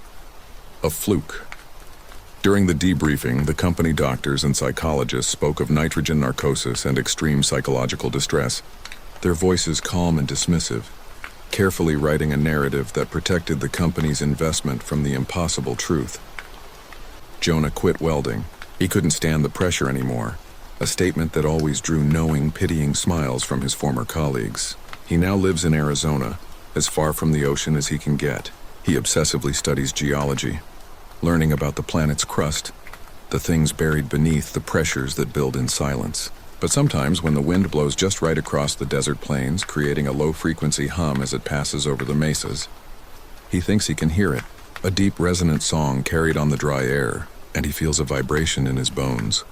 a phantom memory of the crushing absolute black and the thing that works in the eternal deep, the true presence in the machine.